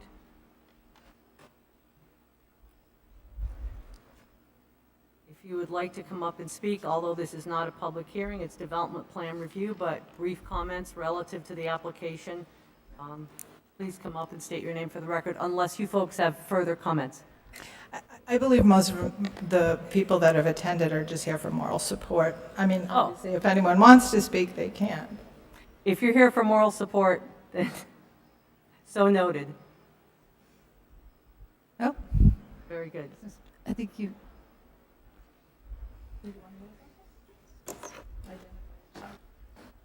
Hi, everybody. My name is Wayne. I'm a recovering addict. Just want to tell you a little bit about myself and what the Galilee Mission has done for me. I was born the baby in the family. Speak into the mic, thanks. The youngest in the family. I had a brother, 2 sisters, a mom and dad. And I'm the only one left because of alcohols and drugs in my family. No, I didn't take drugs because one of my friends did. I took it for a completely different reason. We grew up in a very poor family in Fall River, Mass. And after my mom and dad separated, I decided to stay with my dad because that's where my friends were. And I'm sure it broke my mom's heart when she left. Like I said, it was a very poor family. My father was a bartender. He was a full-blown alcoholic. My brother was a heroin addict, and my sister was a heroin addict. And there was never nothing in my refrigerator. I got so tired of opening that refrigerator and seeing maybe a butter dish with a little bit of butter and ice water. Being the youngest in the family, I experienced drinking before. As a matter of fact, my first drunk I was at a feast in Tiverton, Rhode Island, the St. Stanislaus feast. I was probably 10 years old, 11 years old. And I remember there was a booth, and you could buy 3 little wooden rings for 10 cents and try to throw them on a bottle. And you would get that bottle. I did it, I threw it, and bingo, I hit a bottle. It was a bottle of Muscatel, the worst alcohol you could get. And I took it, I drank it, and I noticed one thing. Right away, it gave me courage. That very same night, I was in my neighborhood in Fall River, sick of going home because there was nothing there. And I broke into a restaurant and stole all their foods and meats and filled up my refrigerator with it. I remember my dad closing the bar and coming home and saying, "Where'd this food come from?" And right away, the lies. I said, "Dad, my friend's mom, their freezer broke in the basement." And now, I did this 2 or 3 times a month, and my father was like, "You got a lot of friends with broken freezers, don't you, Wayne?" You know, and it was acceptable. I wasn't getting in trouble. I was feeding the family. And then alcohol went to drugs and opiates. And that took me to a whole new level. Most of my teenage years were locked up. most of my adult life years were incarcerated in different places. And I hear in the halls of AA and NA that God has a sense of humor. And I just want to explain what I mean by that. I was locked up doing time in a block. And I remember they bring a dog in, inmates to train dogs for handicapped people. And the first dog that came in the block was a beautiful black lab. And a friend of mine got the dog. He had the job of training that dog for a handicapped person. And I love animals, believe me, I love animals, especially dogs. I love dogs. And the correctional officer would always tell me, Wayne, why don't you get a dog? You're so good with the dog. And I didn't want that responsibility. I was just like, no, I don't think so. And anyway, I told them just to get off my back. Well, I'll think about it, and I'll talk it over with the family and see what they say. There was no family, it was me. So anyway, I was sitting in the block one day, and my name came over the intercom to go to the lieutenant's office. And believe me, that can never be a good thing. But I went down there, and the lieutenant looked at me and said, Wayne, there's your dog. It was an 8-week-old black lab named Nora. And I got to tell you right now, that dog taught me more than I ever taught it.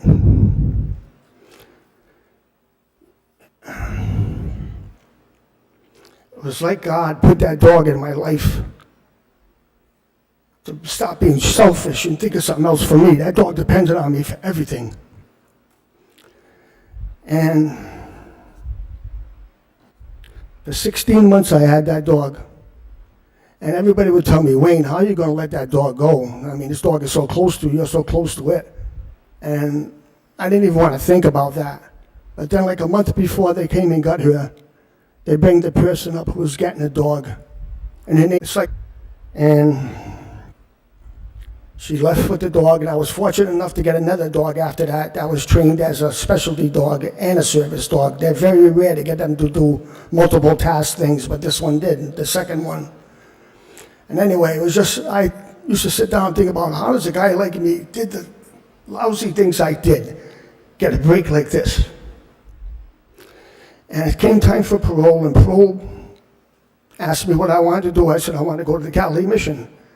Because everybody in there told me, Wayne, that's the program you want to go to. Don't go down in the city. They'll be slinging drugs right out the window at night. Go to the Galilee Mission. And I did. And I graduated from it. And I didn't want to go back to my hometown.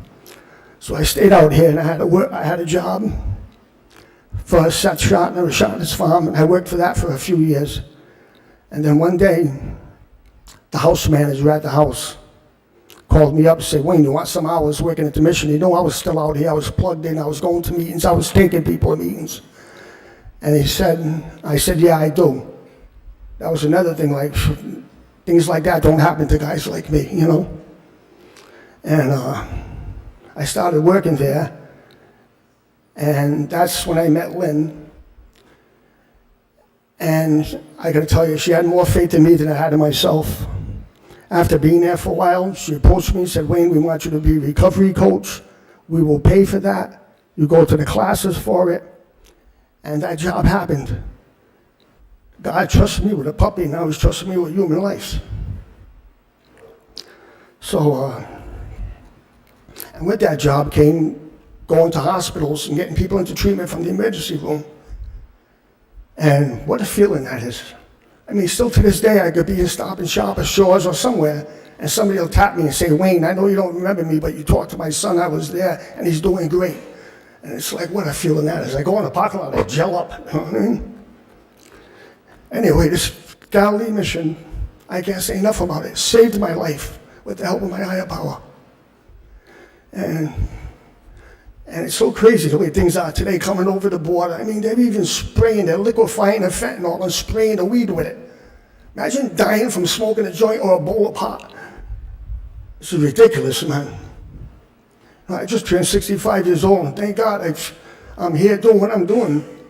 If this is what God's got for me to do, let it be, this is it. I want to thank all of you very much. Thank you. Thank you, Wayne, for sharing your story.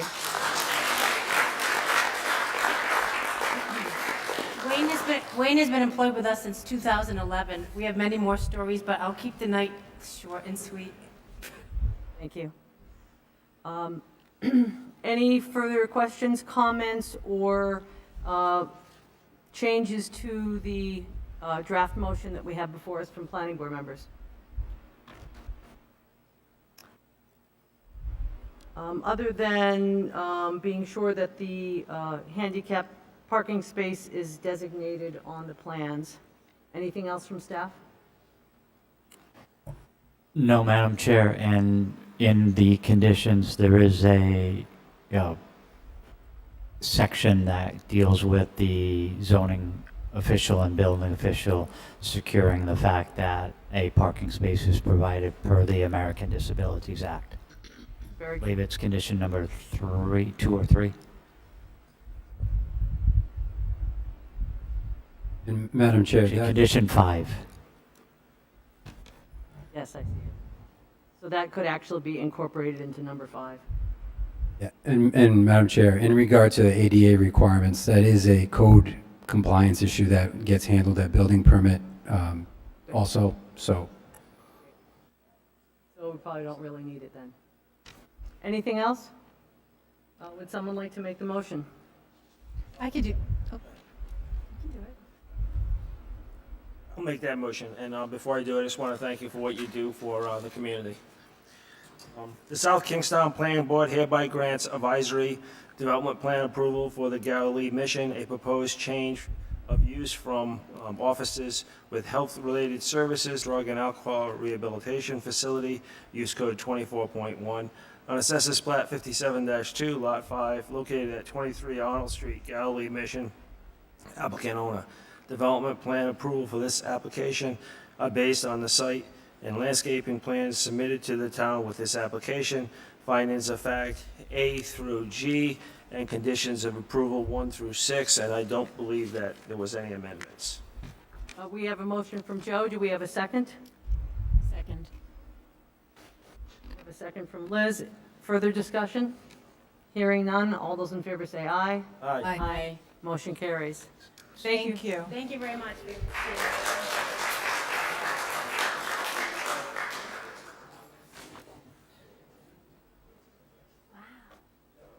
I'm just going to go corral. if you want to roll, you want to roll. No problem.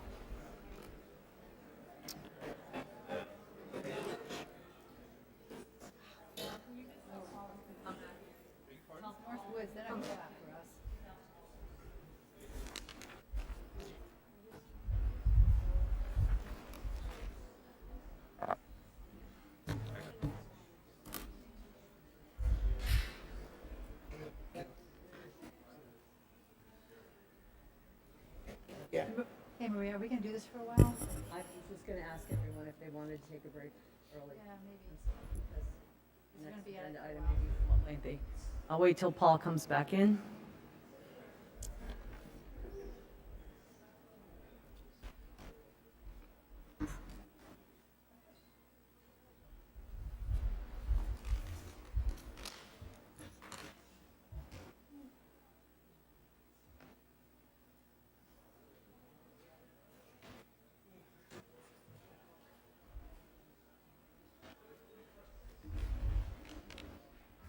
No sign of Paul yet. Board members, we generally take, there he is.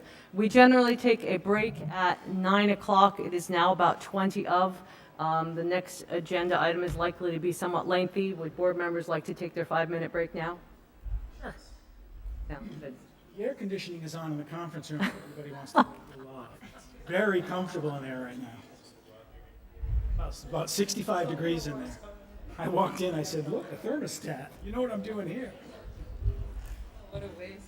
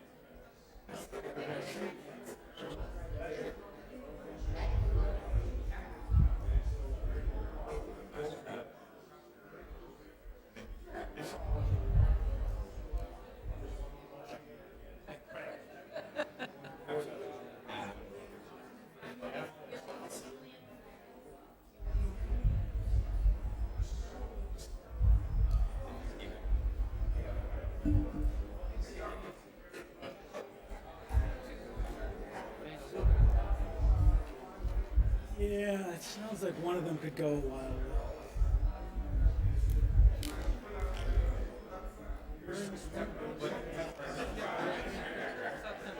I didn't think of that part. Fair. I know, it's huge. Huge meeting, there's gonna be a lot more filling in. There's a lot. I could never understand how something it's going to be in the first place. Were you here when we were fighting?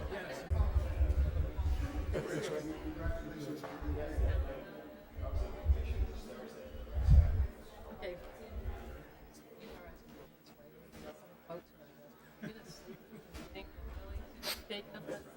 Yeah, it's time to retire.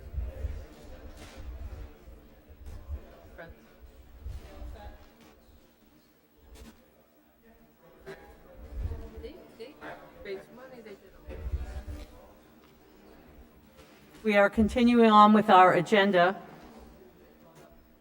Our next agenda item is a public hearing, major subdivision, flexible design residential project, preliminary plan, Northwood subdivision. Is there anyone representing the applicant?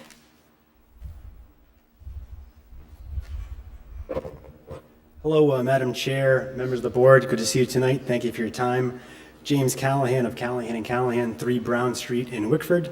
I'm here tonight representing True North Land Company, LLC, and their principals, Earl Greco and Michael O'Brien, are sitting to my right and left. We also have engineer David Manoni of Groundbreaking Design, LLC, and Kurt Van Dexter here for the landscape plan. Again, we're here tonight to present the Northwood subdivision preliminary plan. It's located in the corner of Curtis Corner Road and South Road. As you know, this plan is a flexible design project, and I think this is a plan some of you are very familiar with based on our previous appearances. Just to go through that quickly, as part of that master plan approval we received in 2020, we appeared before you on June 23rd, 2020, which I think was the first, or one of the first Zoom meetings I ever attended, which was a learning experience. We had a July 9th, 2020 site visit at the property, a July 14th, 2020 work session, July 28th, 2020 review of the master plan, and finally on August 25th, 2020, a review of the master plan and a decision. So obviously, a few members of this board have considered this project in great detail. We've also appeared before the TRC on, I believe, 3 occasions, I think March 30th, June 8th, and in July. So we've gone through this in great detail with the staff and I believe some of the members of the board. In sum, this lot encompasses 21.4 acres, wetland area of 3.1 acres. The parcel includes just over 790,000 square feet of buildable land, and the parcel in an R30 zone. In a traditional subdivision, this would yield approximately 19 lots, or even potentially more with a comprehensive permit, but Earl and Michael did not go that route. They've never sought to maximize this parcel for pure gain. They have considered the neighborhood, the roadways, and the overall landscape as part of the process.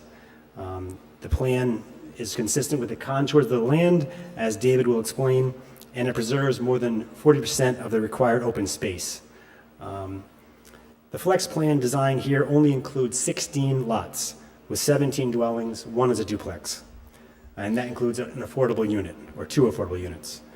My clients want to stress to you that they think this is a very fair and well thought out plan, which is conservative.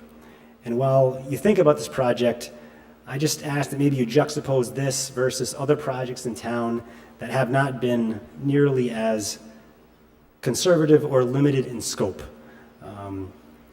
We're asking for limited relief, including frontage requirements, paved area, and the FDRP buffer requirements adjacent to South Road only. That's the only waiver requests we are making. And I don't want to bring this up because we discussed this ad nauseum at prior to tonight out in the hallway. But to get it out somewhat on the front, the north side of this property is near the llama farm or Llama area on South Road. We've already agreed to expand the buffer zone to 75 feet, which is 25 feet more than required by the Flex design plans. So we're not asking for a waiver in that respect, but I know it's going to come up. So I want to say, in your listening tonight to Mr. Manoni and Mr. Van Dexter, I just want to remind everyone that have been, not concessions, but we've made efforts to protect the north side of the property and Mr. Handrigan's land from the viewpoints of this project. Not that it's offensive, but I think there's maybe 4 dwellings in that area, and they will not be visible, we think, from that Llama farm yard or Mr. Handrigan's house. So, Mr. Callahan? yes. Can I just offer some clarification real quick? So the waivers that are being referenced and that were included in the application, I believe they are the same waivers that were approved at conceptual master plan. So in fact, those waivers are already approved. There's no need to request them again. Okay. I didn't catch that until last week, and then I just figured we would discuss it tonight. All right, I saw it in the staff report. I just wanted to, I think that was addressed in the staff report in a different way, so I had mentioned in the staff report that although that the applicant was requesting waivers, those waivers have been previously granted at conceptual master plan. Excellent. And Jay, that does not reference to the buffer along South Road. Conditional reference. Yes, there's a reference in the comments to the conditional approval that may be revisited at preliminary to the buffer. Correct, yes. That condition was specific to preliminary plan review. Okay. So again, I didn't want to bring all that up, but I just thought it had to be addressed prior to starting our presentation. And like I said before, we think the TRC was productive. I think Ms. Axelrod and Chair Mack also attended those, and I think we answered many of those questions, so hopefully we can do that tonight as well. So with that, I'd like to ask that David Manoni, our engineer, come and explain his role in the project. Thank you, James. So as James said, I am David Manoni, doing business as Groundbreaking Designs. So as you can see, we have 16 lots proposed here. And Jay, if you can go to the next plan sheet.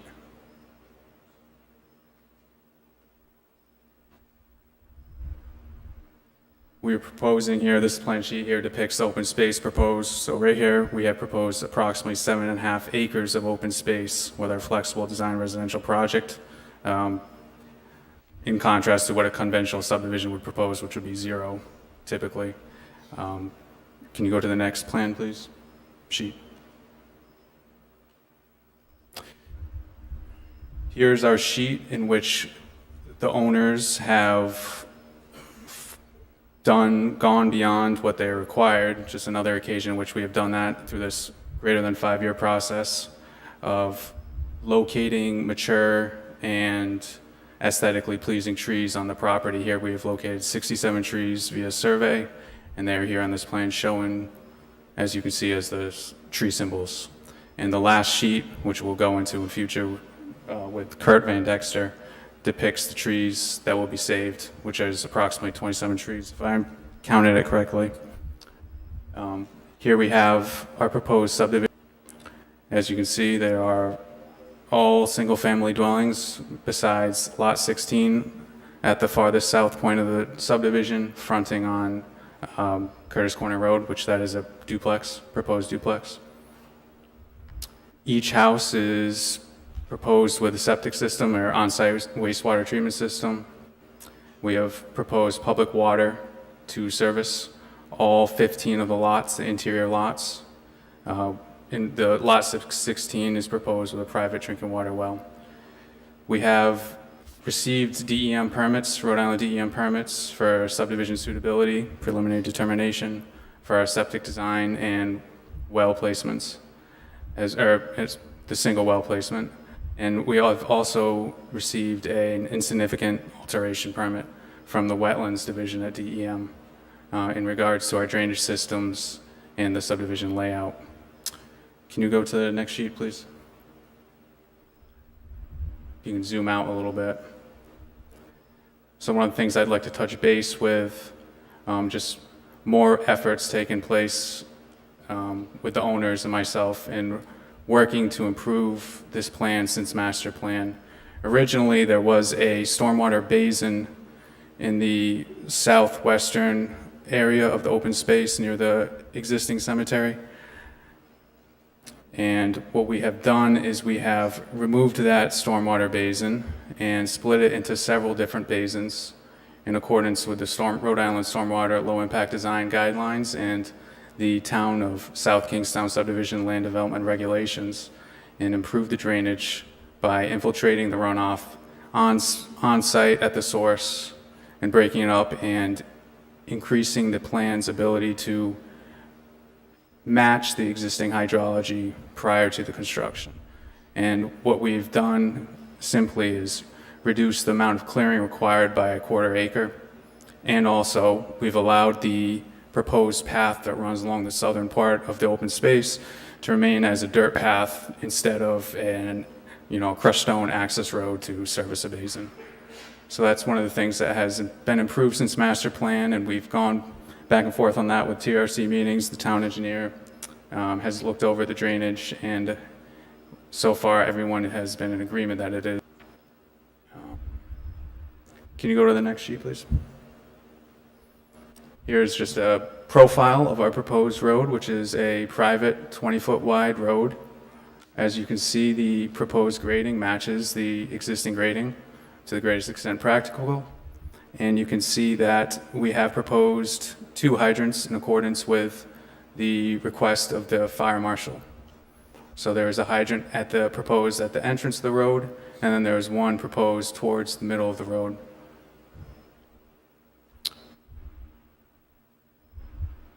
Okay, you can go to the next sheet, please.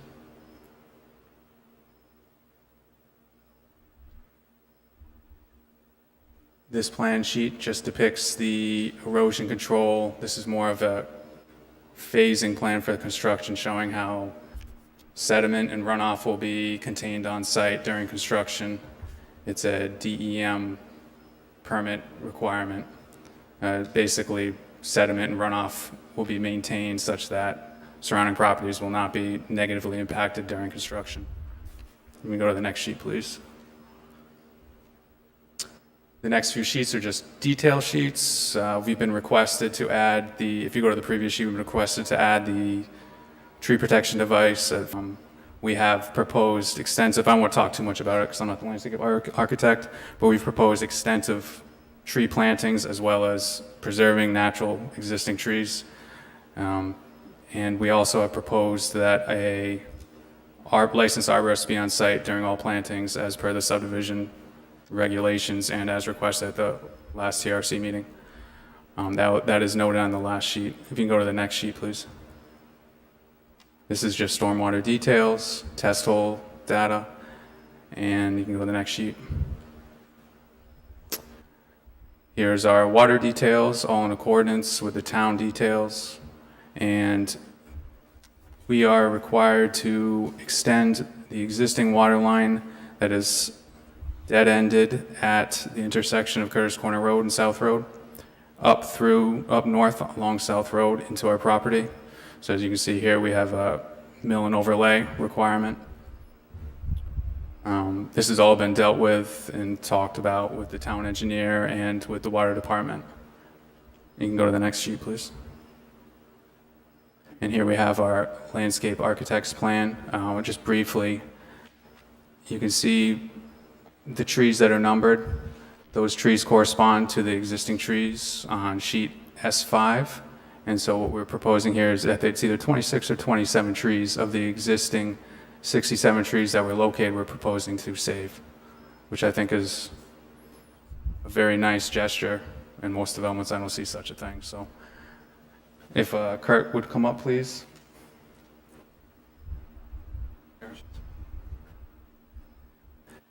Okay. My name is Kurt Van Dexter, landscape architect here in Rhode Island. And as you can see, if I had a pointer, it would make it easier, but there are the 26, 27 trees that are going to be able to be saved within the confines of where the house lots will be. They're The others, unfortunately, either fell within roadways or drainage areas or some other situation that they simply could not be saved. But we have the 27, and there is a key on one of the sheets that shows exactly what the 27 are. There was some discussion earlier with regards to trees in the buffer. You know, well, we're saving 27 trees where the house lots are. What about the ones in the buffer? Nothing in the buffer is going to be touched. None of the trees are going to be touched whatsoever. And you can see where the proposed trees are to be added to the buffer area, those dark green areas. There are a few spots that look almost like a gap. Those gaps are there because there are significant trees within the buffer that the root systems would be impacted if a proposed tree were put there.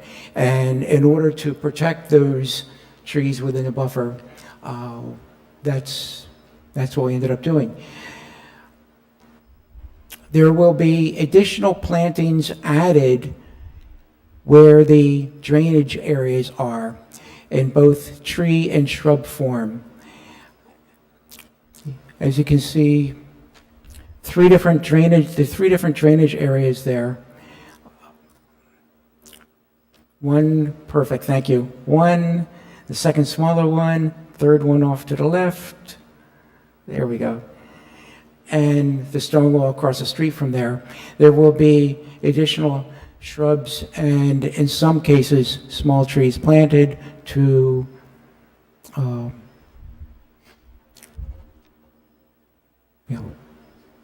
deal with that.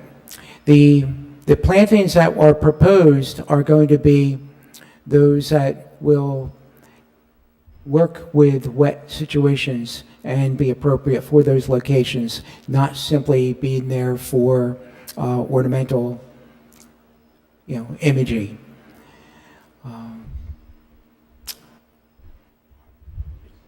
Couple of questions, Mr. Van Dexter. Sure. Could you go to S5 if possible?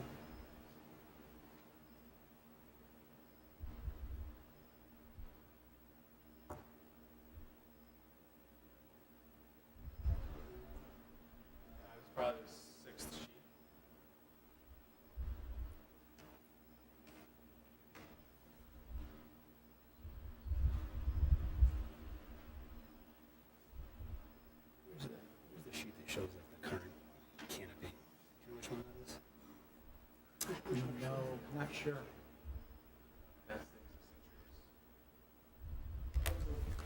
Is it fair to say, Mr. Van Dexter, this shows the existing trees within the lots themselves?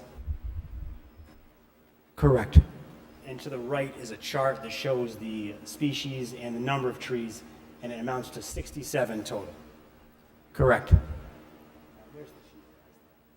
And it shows caliper as well. And I believe the only trees that may have been exempt from this list were any that may have been diseased. Any trees exempt from this list are ones that are diseased? Could you just ask the question again? I don't think Mr. Oh, it actually wasn't a question, it was just a clarification that this also includes the caliper, the size of the trees, and the only trees that may not have been included in this table may have been ones that were designated as diseased. Correct. Yeah, or calls that were partially snapped off at the top or something. The first numeral, 1, 2, 3, 4. Then the second one is the actual caliper. 12-inch caliper, 4-inch, 12 inches in diameter, 4 inches in diameter, 8 inches on through.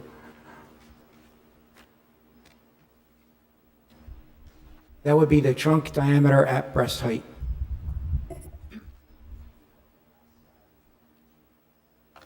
Can you go to the last page, Jay, please? And Mr. Van Dexter, so in this slide, in the northern part, the top of the page, it shows the circular trees. Those are additive trees planted, correct? Correct. And Just, Madam Chair, the recording will not pick up the testimony. sorry. Those are added trees. There's no trees going to be taken out in that area. It's simply additions.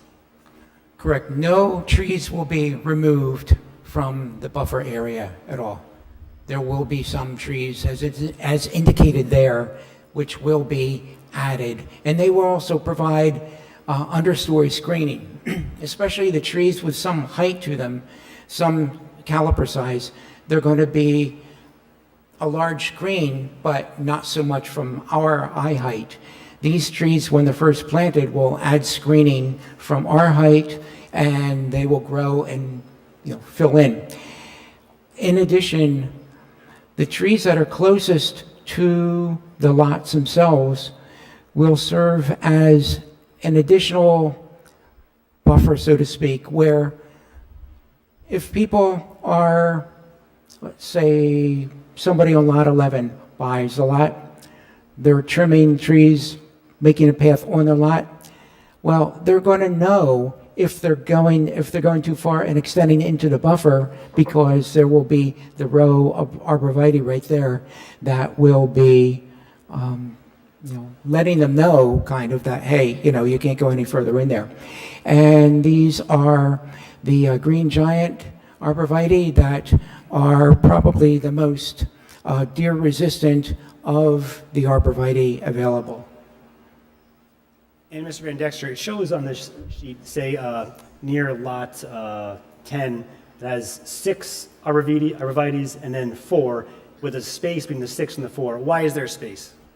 A larger space? Oh, that's because there is, in each of those spaces where you see a gap, those exist because there were trees, existing trees within the buffer that I didn't want to have impacted by the planting of an additional tree near the root system.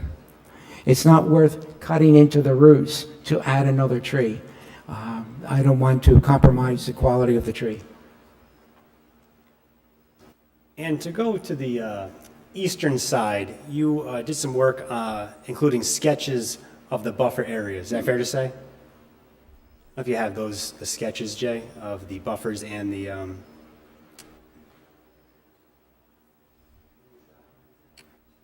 I think it's at the... Do you know which document it's? Jay, should be 36, entrance landscape study sketch. Sketches, exactly.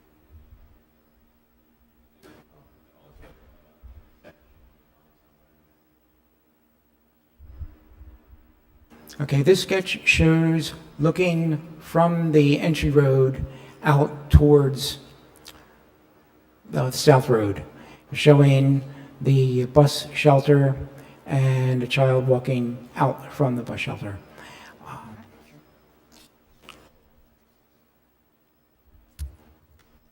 There will be supplementary plantings of shrubs on both sides of the stone wall. Actually, there were other sketches that were done since this one that show additional plantings.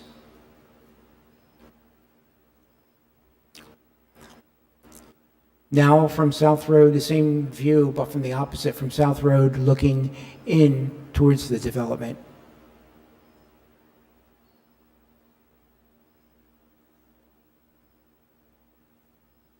Okay, this one is more recent, which shows plantings, seasonal perennials along both sides of the entry going from South Road into Northwoods.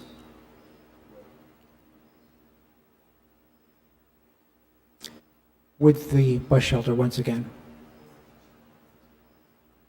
And a single rail fence continuing where the stone wall ends. Mr. Callahan, sorry. For clarification, is the bus shelter still proposed? I believe so. Yes, it is. Is it shown on the plans?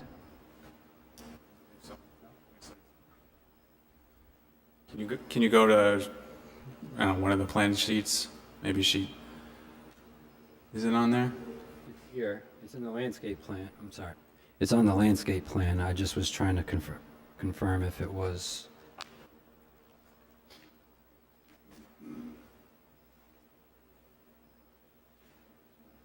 So it looks like it's not on the engineering plans.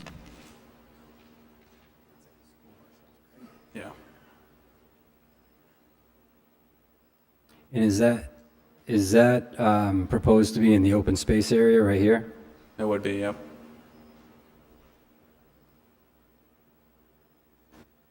And that is a shelter for children, for school buses.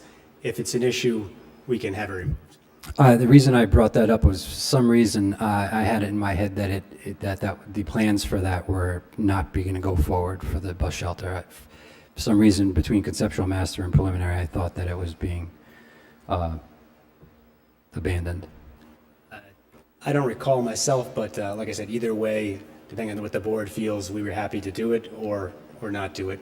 And also, do you have the sketches of the buffer viewpoints on the height?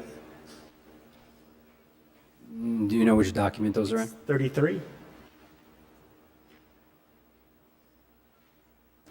Mr. Radexy, can you explain what you have depicted in this sketch? Okay. So on South Road, the high point of, you've got the stone wall that runs along there. And at the high point, if you're driving or walking along South Road, that is the elevation that you're looking at that level. It's actually 5 foot 8 inches up from the roadbed, where you see, the ground elevation. And that point, high point buffer does not run the entire length of South Road, correct? No, correct. That's the high point. It varies quite a bit in the flow, so to speak, of South Road. Are there additional sketches, Jay, on this page? Yeah. What is it? There we go. Okay. So the view varies, the elevation view varies from location to location along South Road. That's the low point, and as you see, it's 28 to 32 inches along the low point of the stone wall, which is closer to the entry road itself, off of South Road. And can you explain how you're going to manage the buffer on the eastern side of the lot, closest to South Road? Well, again, the buffer is not going to be cleared out or anything. The trees are going to remain.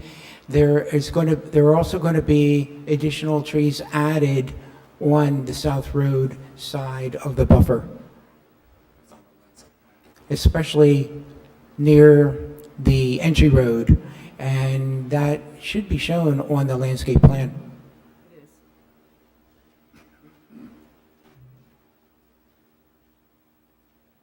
And just to go back to the northern buffer again, is it fair to say the goal of your plan is to show Northwoods lots to any northern abutter? Yes, correct. It's the proposed planting is there to mitigate any, views. Actually, it's going to work both ways, from people looking in from South Road, from people looking across the farm, and from people screening from people looking out across to the farm and to South Road from the house sites. Anything else you'd like to add? At this moment, no. Thank you.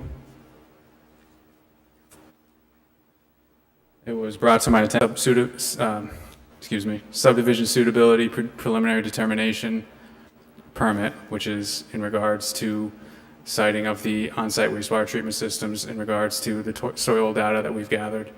And as you can see, we have test holes of 8 feet, approximately 8-foot water table, some are a little more, 8.5, which is much more than necessary for siting an on-site wastewater treatment system. So I hope that answers the question.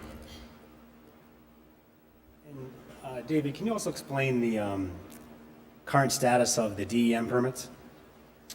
Sure.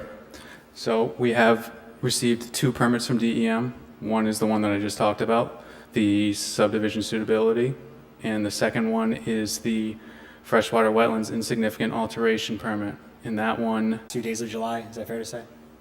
it was submitted, yes, at the end of July. And again, just to reiterate, since the conceptual master plan, the open space here is increased by about 5,000 square feet. Yes, because, well, the open space area remains the same, but now there is no longer a basin, so usable open space has been increased by, I would argue, greater than 5,000 square feet, because you also no longer have access, gravel access roads. So I would say up to a quarter an acre. And also, and that's a result of the changes you made in the drainage to improve the drainage plan overall based on staff recommendations.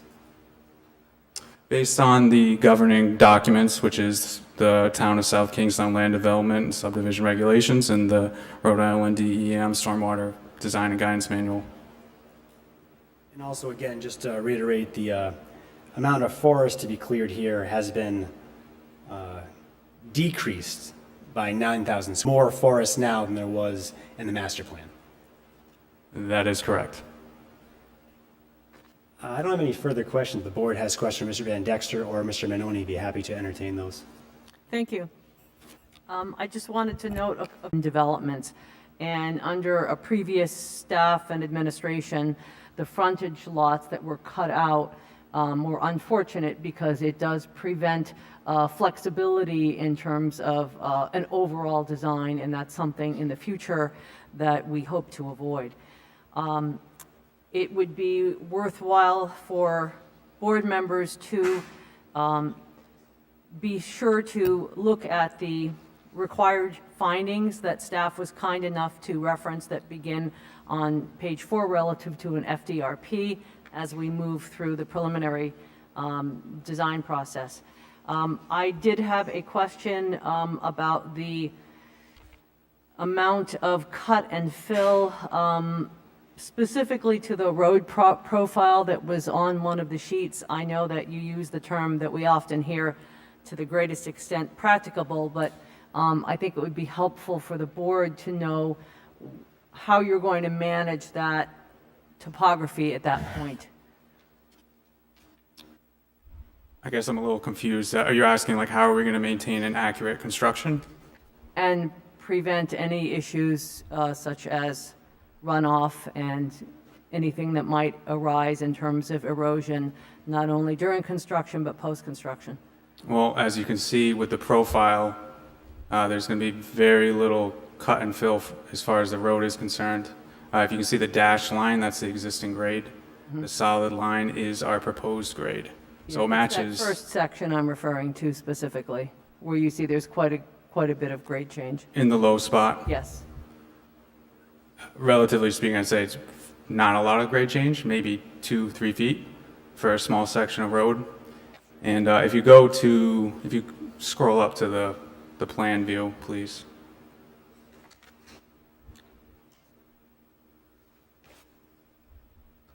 So that area is right at the curve, right there. And that basin that is just south of it, in the plan it looks like it's north of it, but it's south of it. That basin is proposed as a sediment trap during construction process. So if any runoff did carry silt, it would land in the low spot and not go anywhere. Yeah, there are significant grade changes throughout the site as when we had our site visit, that became very evident. Propose any significant amount of fill as you construct the project? No, if you zoom out, fill was minimized. If you go to the preceding sheet, and maybe zoom in a little bit, it's the grading plan here. I mean, just the roads and the house lots, it's very minor fill. I don't think there's any areas that would require any amount of fill. There's certainly no large retaining walls or anything of that nature. So no, I don't see any issue. In my experience, this is not a plan that I'm worried about with soil erosion sediment control at all. Very good, thank you. And thank you also for the delineation of tree species and the location in caliper. I'll reserve comments on the buffer and plantings once board members have had a chance to take further comments and ask questions. Paul? I was actually going to go straight to landscaping, if that's okay. I do have a question, and I've said this before in previous. There's sort of an artificiality to planting just a straight row of something, and I don't know if this is something that's required in our landscaping plan, that these arborvitae be planted. I would definitely prefer to see this area kept as natural looking as possible. I think as I drive throughout and bicycle around town, the appeal of South Kingstown is sort of natural look of the landscape. And anytime I see a row of anything, particularly, the same species planted in a line, it just sort of leaps out at me. If there are alternatives to something that's more natural looking, provides the same effect, obviously we're going to see houses from the road when a new subdivision is built. This plan is certainly more appealing than some things I've seen in the past sitting on this board. So that's just my one concern is that row of plantings. If there's another way to do this that provides the desired screening, whether or not it's required, I would prefer to see us go a different route. Well, Thanks, Paul. there is another option of, some people call it zigzagging a little bit, but when you're viewing this from the road, you're viewing that planting through 75 feet. By having it all in one row, it's more of a clear delineation to the homeowners that, look, you can't go beyond this line. It's not staggered. This is the line that is the buffer. Well, that would be another comment. I think in other projects, we've looked at putting in stone markers as well as language in the deeds that make it clear to homeowners that they are not to cut beyond this point or to locate their wood pile or their shed or their lawn tractor in the buffer area. So I think there are other ways to do that. I guess you said these will be behind existing vegetation. Will they be taller than what's there now? I mean, I guess I'm concerned about coming down the road and seeing this row of, this monoculture is not going to be appealing, in my opinion. Thanks, Paul. Are you done, Paul? Yes, thank you. Okay. I want to cheer for Paul's comments about the row of arborvitae. If you tossed in some holly, one arborvitae, some white pine, and mixed it up so that it looks more like a natural landscape, I think you could affect an evergreen or a denser something there. But a row of anything, if you proposed a row of holly, I would have, I think, the same comments as Paul, is that it's not in any way natural to this landscape. But arborvitae to be found in the middle of a forest, a row of arborvitae in the middle of a forest, natural to me. And even though they are deer resistant, the deer will eat all kinds of things. And I've seen lots of arborvitae around town that are naked up to about shoulder height, which I think won't in any way appeal to your homeowners to see a row of deer-eaten arborvitae in the back. So I would also second Paul's comments and say if there's some other more natural landscape that can be put into that space, different varieties and not in a row, I would be happier to see that. Going back a few iterations ago, at this point a couple years back, there was a version which included native rhododendron and native hollies and mountain laurel, and that wasn't all that well received. I'm trying to remember the specific reasons why, because there are existing hollies within the buffer area, but for some reason, my memory serves me right, it was felt that perhaps those screenings wouldn't add enough of a visual buffer screen of the houses from the road. It was actually concern for, this came from, I believe, one of the neighbors because they have livestock and concerned that the mountain laurel, which is poisonous to livestock, would be an issue. But then this was countered with the fact that presumably the livestock and the adjacent property, which is bounded by stone wall and electric fence, are unlikely to come into this subdivision. And I do agree with Susan and Paul that a mixture of appropriate species would be better than the row of arborvitae. Did you have more? Go ahead. Okay. May I speak to that just for a moment, please? Just the row. I think we've been trying to do our best to appease the neighbors to the north, to limit any views from the open space area on Mr. Handrigan's property, while also trying to make it seem somewhat natural. So we're trying to strike a balance, and I understand we're open to really anything that will satisfy the board and the neighbors, but it's a difficult balance to strike. So I think Mr. Van Dexter's attempted that in different ways, and I think we've tried that at prior points. So like I said, we're open to it, but it's not as simple as as it might seem at this point. We've made many efforts, and we're willing to do more, but that's where we are right now. Can I comment We'll on get to you folks once the board has finished their questions. This is a public hearing, so no worries. Can I just say something about, I think, obviously we have to respect the neighbors, but there's going to be development in town, and we're all going to have to look at it. And I think there are far more people driving up and down South Road than just the immediate neighbor. And I think when you think about the overall character of the town, a row of arborvitae does not fit, in my mind, the landscape character of South Kingstown. It may be a more effective screen in the same way that a 40-foot tall fence would, but I think a more natural look, and if that means that we have to see more of the roof or the structure from the north, I understand it's not going to please everyone, but I'm more concerned with the overall landscape character of the town than one individual lot, and making sure that the immediate neighbor doesn't have to look at it. We all have to look at development, and I would prefer to see something else here. Thanks, Paul. Susan? And I agree with Paul, and so for me, this is a little personal because I live on South Road in Kingston, and I can't plan ahead, so I'm at Belmont every day. So I drive past the llama field every day, and I really believe it's one of the most beautiful vistas in town, especially the sun setting over the meadow. It's absolutely beautiful.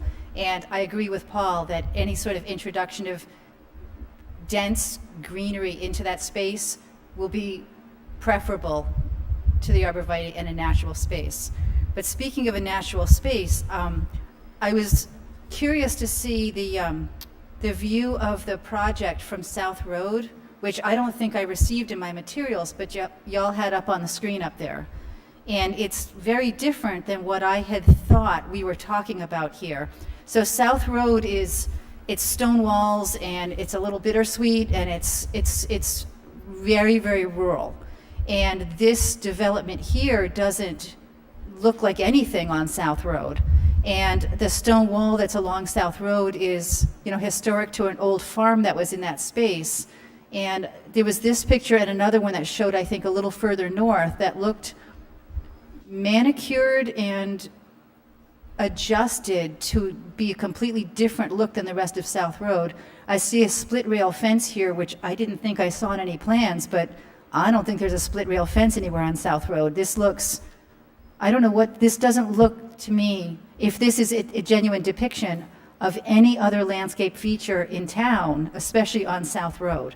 This is not what I thought we were, when we originally looked at this project, I sort of pictured a gentler, more natural, following the course of the landscape and following the spirit of the land.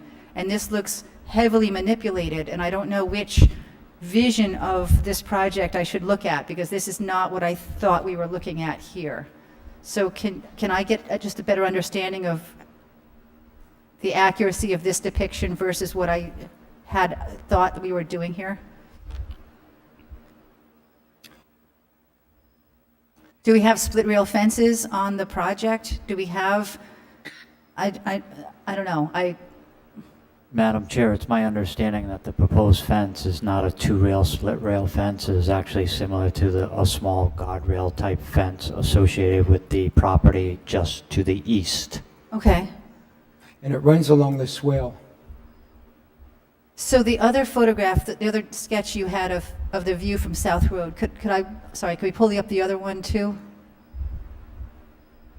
There was, that. So, So right now there's stone wall. Half of South Road is a stone wall. Is it being removed? Oh, I'm sorry. This is inside the site. Okay. Is this the vision that we have for the site? Is this accurate?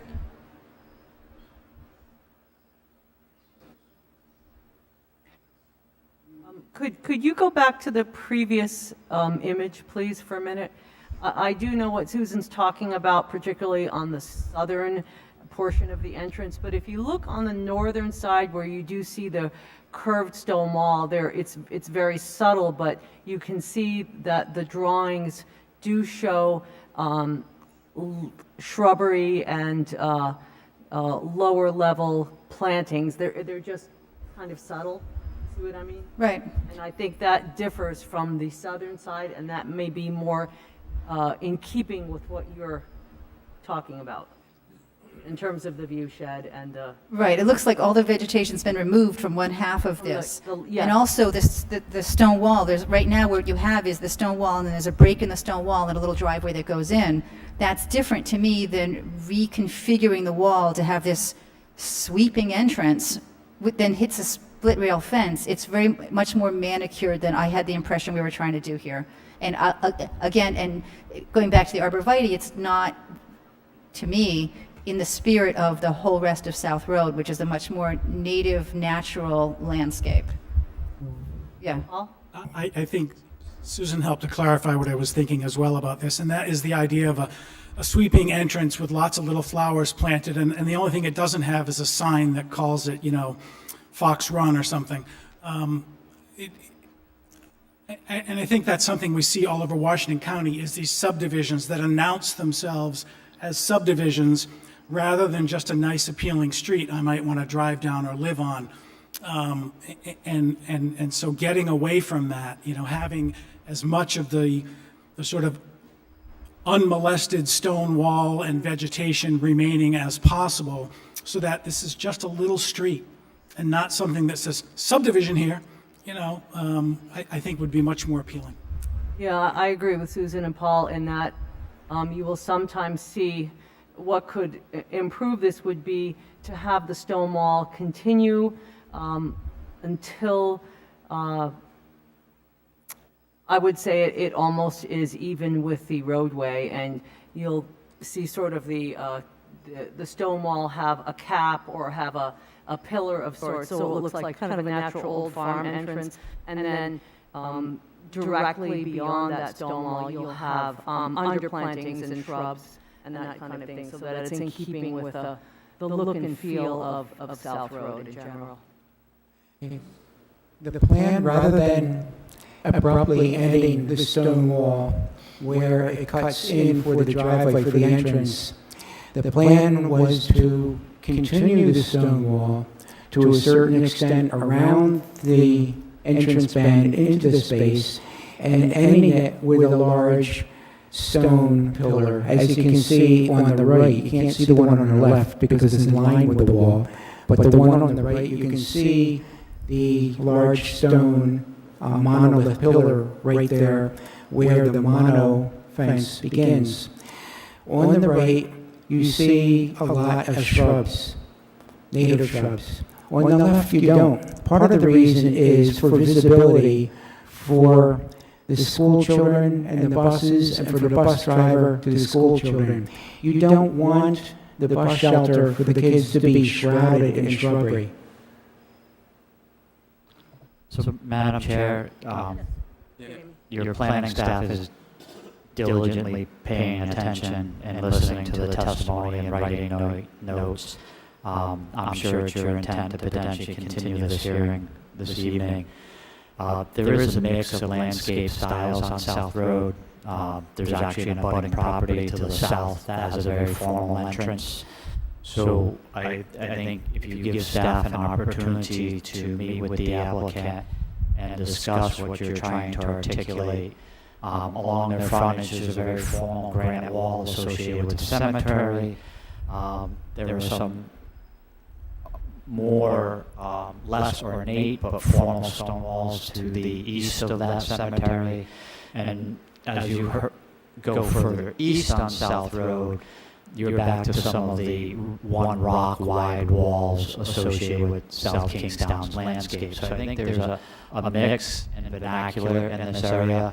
But again, if you give staff the opportunity to work with the applicant's team, I'm sure they'll be able to address some of the concerns you have this evening.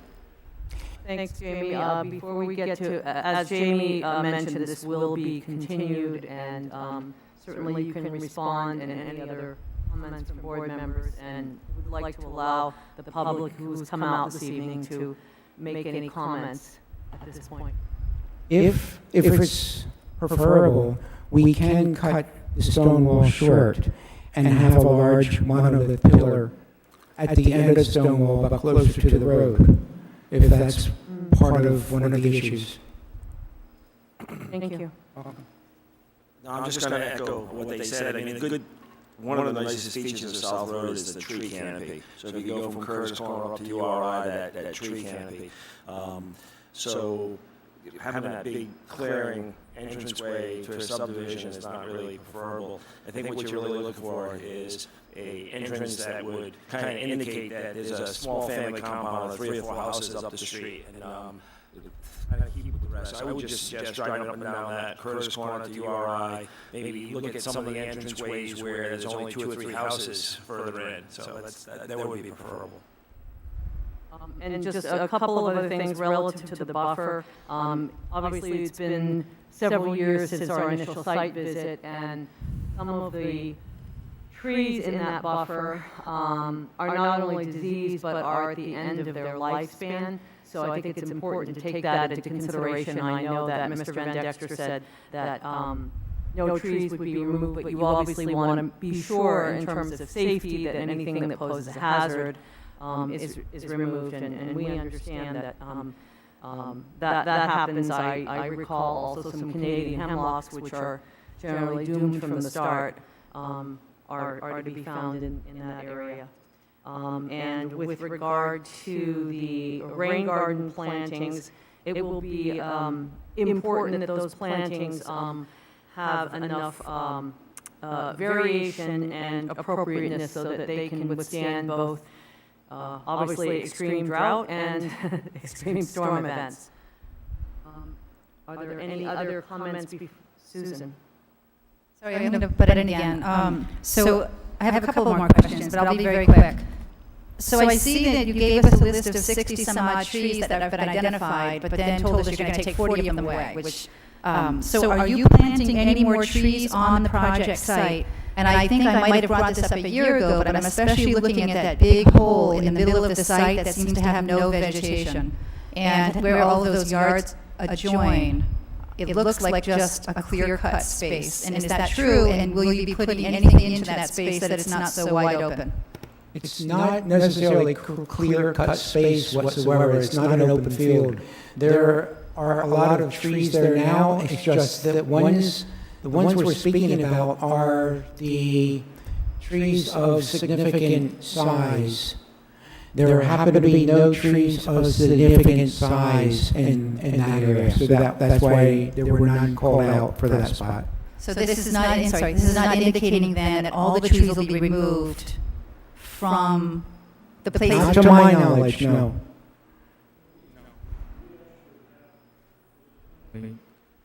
Could you just state your name for the record and speak right into that mic? Thank you. My name is Earl Craig. I'm one of the owners. We have another plan, Jay, that you can show all of the trees that we have surveyed, but it was difficult for us to save those because of the locations. But in that center point that you're talking about, there were no trees with significant girth, but there's a lot of vegetation there. So we would be willing to save as much as we can on property lines, but unfortunately, there are no sizable trees in that area. So, I mean, we've gone through on 21 acres, and identified trees, marked them all up, they're on a plan. So what we've ended up with are trees that are not in roadways and areas that we can't, and those are the ones that you're seeing on the 27, 28 trees. In the center there, we don't have, unfortunately, we don't have, if we had some large trees there on those property lines, we would be willing to save those. There, what Kurt is saying, there are some smaller trees there that we could identify and say these will be saved. We like the buffers between the lot lines. We don't want to clear them. I mean, it's obvious in this plan we're trying to, another thing that hasn't been mentioned, on the entire buffer, we've identified plant species there. I don't know if you still have that, if Jay still has that plan. But the entire buffer, we've gone through in sections and identified plantings in there. The reason we have the row of arborvitae, of the green giants, because in our earlier meetings, we stated that by developing this, we're actually bringing more light into that area, which will cultivate the vegetation that's there in a natural way. But no one wants to wait for that. Everyone wants a buffer. It seems like, I know Mr. Hannigan wants an immediate buffer between his property and this. So we're trying to please the neighbors with a buffer. I don't like a straight row of arborvitae either. I feel like we have a 75-foot buffer. On the other side, we have a 450-foot buffer of trees. If we just bring sunlight in there and let it grow, and we don't touch it, we're going to end up with a natural buffer. But we're trying to please neighbors and trying to accommodate, your request also, which I agree with. I don't like seeing a straight row of trees myself. If we had a suggestion to go into there, that's a 1,200-foot property line there with only 4 houses on it, over 1,200 feet, and there's one neighbor that directs it that abuts it directly. Our attempt is to satisfy that neighbor and their other occupants in there with some type of a visual buffer. That's why we came up with that. If we can come up with something else that, to go in there surgically and say we're going to plant this tree over 1,200 feet or whatever it is, I mean, that's quite a bit to do. This is an attempt to give kind of an immediate buffer in a short period of time. If we can wait and open this area up and leave it as a natural buffer, I'm all for it. As far as the entrance goes, we're totally open to keeping that natural kind of, like an old farm road going in and cutting back on that. We get it in there that we can terminate that stone wall at any point, keep it natural, very minimal signage saying, North Woods.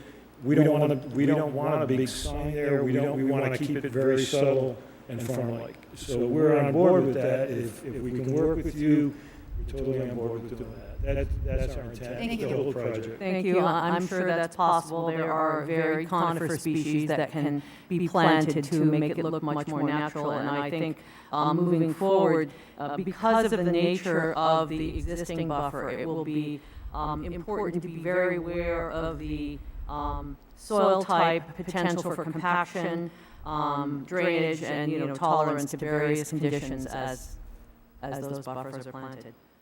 If there are no other comments from board members, any folks would like to make some brief comments this evening, knowing that the public hearing will be continued.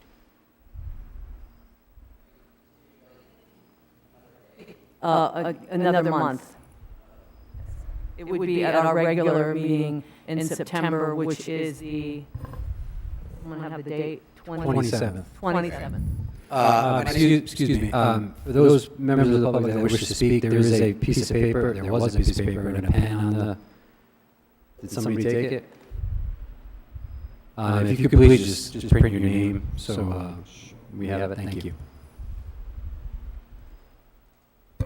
So my name is Justin Bales. I live at 650 Curtis Corner Road, and I guess I think this is my wife Rachel.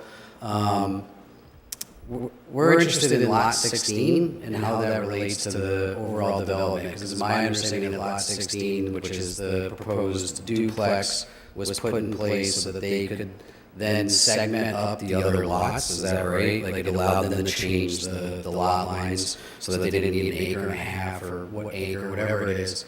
And there seems to be a lot of attention paid to the major development, which I certainly understand that's where the money is, but I would like to see, like, there's that really nice color-coded drawing of the landscaping and the buffers and the preserving of the natural buffers for the main part of the development. Is there one for lot 16 that we could see?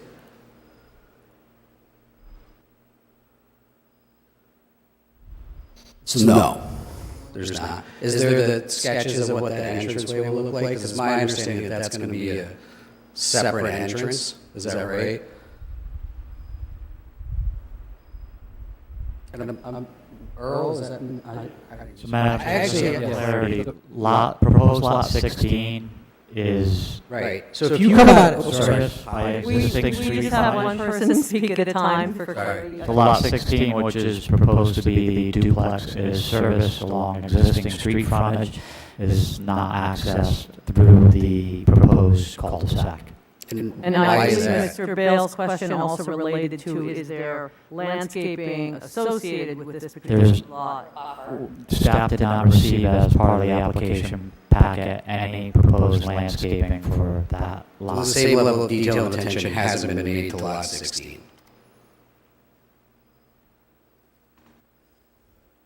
That's a question. Is that? No, it hasn't. Yes. And I actually met Earl, I don't know your last name, I'm sorry, Mr. Earl was called, in my driveway, and our house, that driveway that comes out of lot 16, if you were standing on our property, that driveway would come right into our driveway. And Mr. Earl was awesome, he explained the whole thing, it was pretty detailed, he seems like a very upstanding guy, I get it. I get the development, we need housing. But that driveway, if you were pulling out of it, you would be shining your headlights directly up our driveway and into my 9-year-old's bedroom. And the one thing I asked Mr. Earl, I was like, hey, listen, like, I get it, I just don't want a driveway where there's all gonna be all this traffic, where headlights and car traffic is constantly in and out of right in front of my house. Right? And he goes, yep, absolutely, totally get it. That won't be part of the plan. We have to maintain that buffer. And then it turns out that that's not what's being proposed. Madam Chair, we will not. Yeah, we cannot hear you, so you need to come up and answer the question. But again, if this is something that can be addressed at the next meeting, if you have more work to do. I think what we were thinking is having the driveways facing each other would be a better way of doing it, but we can move that driveway to the other side or reconfigure that. I mean, if that's an issue, we can do it. We can meet with you and talk about the best way to do that, if that's what you'd like to do. You know, it's hard when you're doing this because we're very concerned with headlights. Even in the interior, and I think we do plantings where the headlights are. We can find Closer to the mic. I don't know. You need to be closer to the mic. I don't know what the layout of your house is, but, you know, we were thinking a driveway there would be a better place for it. If it's not, then let's get together and talk about it and move it. And Mr. Bale, do you have additional questions so that we can get them down? I mean, quite honestly, it's late for everybody. Like, I think I can come back for another meeting. But, you know, I just will point out that I looked on Google Maps, and I went all the way down Curtis Corner and all the way down South Road. There isn't one property where the driveways come out at the same point. And I don't believe that there's actually enough room. Maybe there is? You got one? He's unlucky like I am, apparently. But I don't know if there's even enough room to put a driveway into that lot to exit to Curtis Corner that isn't going to impact our living experience. Thank you. Thanks. Is there anyone else who wishes to speak? Evening, Steve Hunter. I'm going to try to make it brief, but I'm not going to be able to attend a continued meeting. I'm going to be away, so I hope you'll indulge me tonight. Mr. Earl is a fantastic guy. Mr. O'Brien, I have the utmost respect for both of them. You both have open invitations to come to my home anytime. I've already told you that. I want to qualify what I have to say with this is in no way an indictment against them individually. I like them, I respect them, I bought my property from them. But I'm here a little bit late to the party. I know this project's been going on for years. I just bought my lot June of 2019 at Westfield, 685A, which is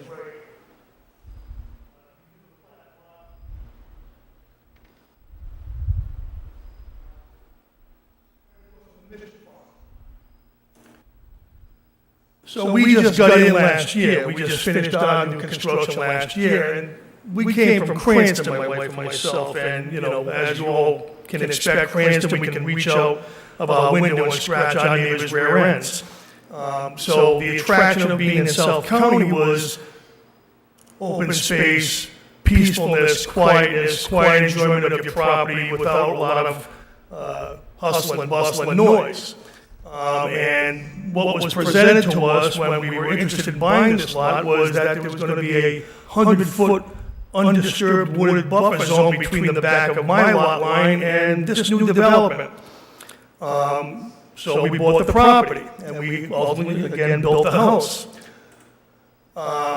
Again, I'm late to the party, and it sounds like there's been a lot of discussions and appeasements going on with the northern neighbors, and I'm hoping there's going to be some appeasement for now the new neighbors to the south, whether through this board or through mutual agreement with Mr. Greco and Mr. O'Brien. But my two primary concerns are this. I've already had the police come to my house to slow down the traffic on Curtis Corner Road because it's a speedway. It's like living across the street from Seekonk Speedway. It's so noisy, people don't obey the speed. You know, I understand you need to put your development in, but this is going to create more traffic in front of my house. I can't even use the front bedrooms of my house, it's so noisy. So now my other concern is you have plans to put in a walking trail 55, 58 feet off my back property line with a designated picnic area. That doesn't sit well with me. My only enjoyment of this lot, because the front is so noisy, is my backyard. My wife, myself, that's our retreat. We go to the backyard, we go to the deck. It's quiet relatively. That's our only opportunity to get any enjoyment and peace and quiet on this lot now. I don't want people parading 50, 60 feet into my backyard all day and all night. You know, you've shown that they have a bus stop designation, so obviously there's going to be children in this neighborhood. I have kids myself. You know, they're out of the house, thank God, at this point, but, you know, there's going to be a lot of activity in my backyard is my point. And I'm curious to know why, and maybe this is all because of the appeasement with the northern boundary owner, that this walking trail somehow dies off on the northwest area and doesn't encompass the entire project.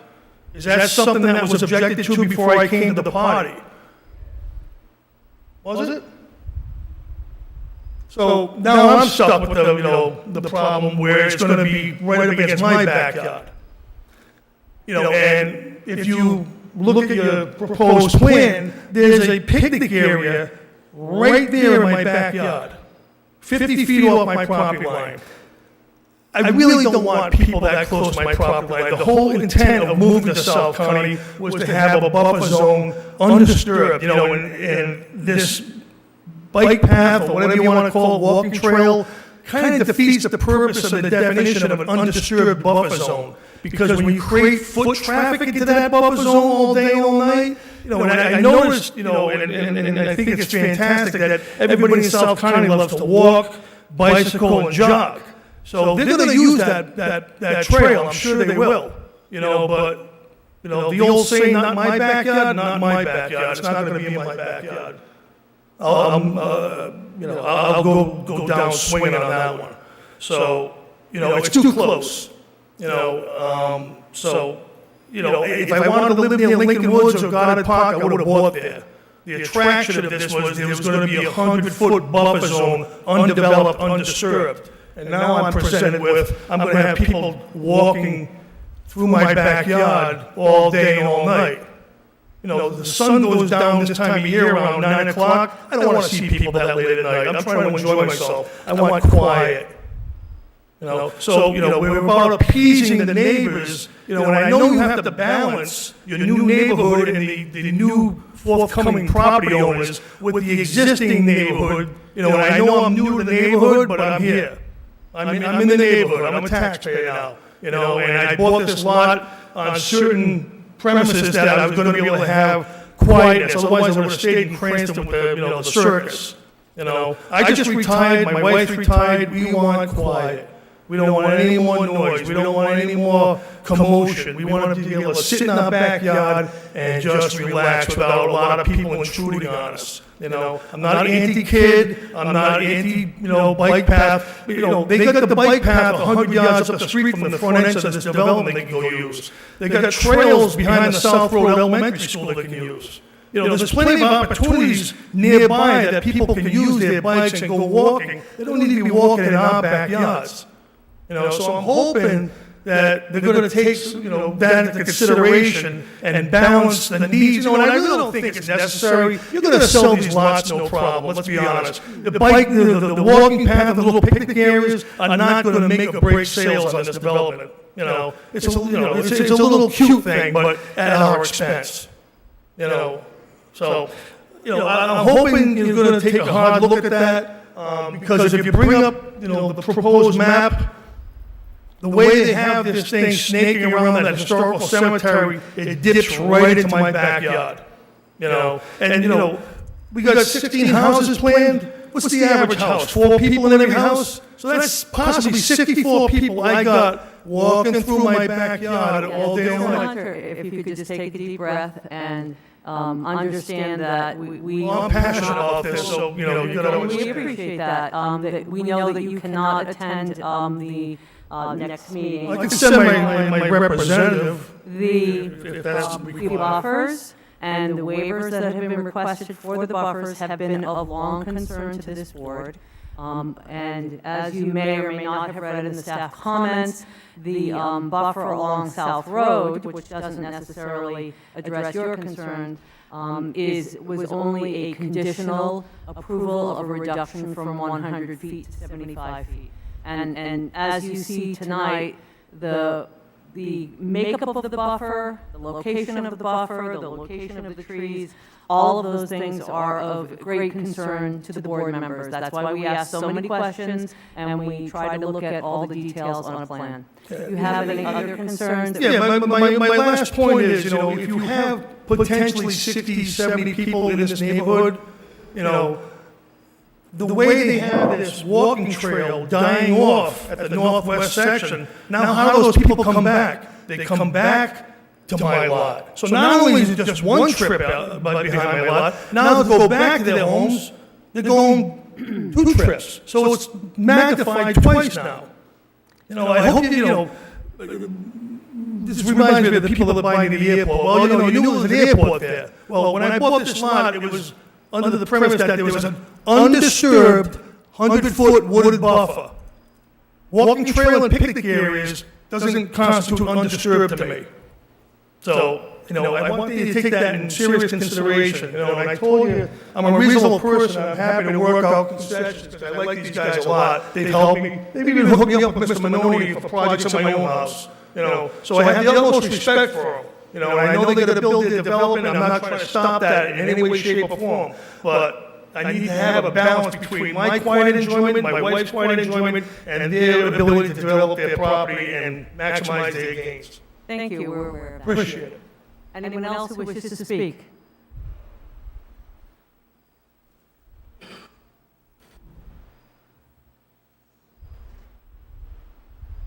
Hi, good evening. Tim Hannigan, 80 Henry Case Way. My first question is, for the town of South Kingston, why isn't there AC in there? Honestly, really, I think we all agree on it. This is... It's coming. It's brutal. I'm in a bar, and I've been listening. I want to get something clear. I know you guys bought the property. You bought it to develop it. That's great, and I'm happy for you. But, you know, the plan has changed a few times. It's gone back and forth. I'm listening to the comments on the arborvitae's and what you said, and I can't agree more. But originally, one of the parts of the plans at the beginning, and you guys are going to have to help refresh my memory, but originally it was going to be 25 feet of road coming in off the stone wall or something. And that was all that vegetation was going to be knocked down. Okay? Kind of, sort of, somewhere around there. But it's, well, I'm not picking on you. I'm just asking the question. Okay? So now it's at 75 feet. I think that's great. I think the best thing we could do, and I'm not saying this for Tim Handrigan and Cody Handrigan and Alonzo, I'm saying for the area as well. Why don't we take the 75 feet and just leave it? And Mr. Hannigan, if you could just address the Oh, board. I'm sorry. We'll Okay. be sure that. Okay, that's fine. I'm sorry. This is all new to me. And plus, it's really, like I said, it's really warm in here. So. It is. But yeah, let's leave the 75 feet where it is. I mean, leave the growth in there, and I wholeheartedly agree. The arborvitae thing, you know, that's kind of a mess. It's not going to work. The animals will be fine if you put Mount Laurel in away from, you know, the setback on the new lot side. That's fine with me. I mean, look at the job it does, Mount Laurel does on Ministerial.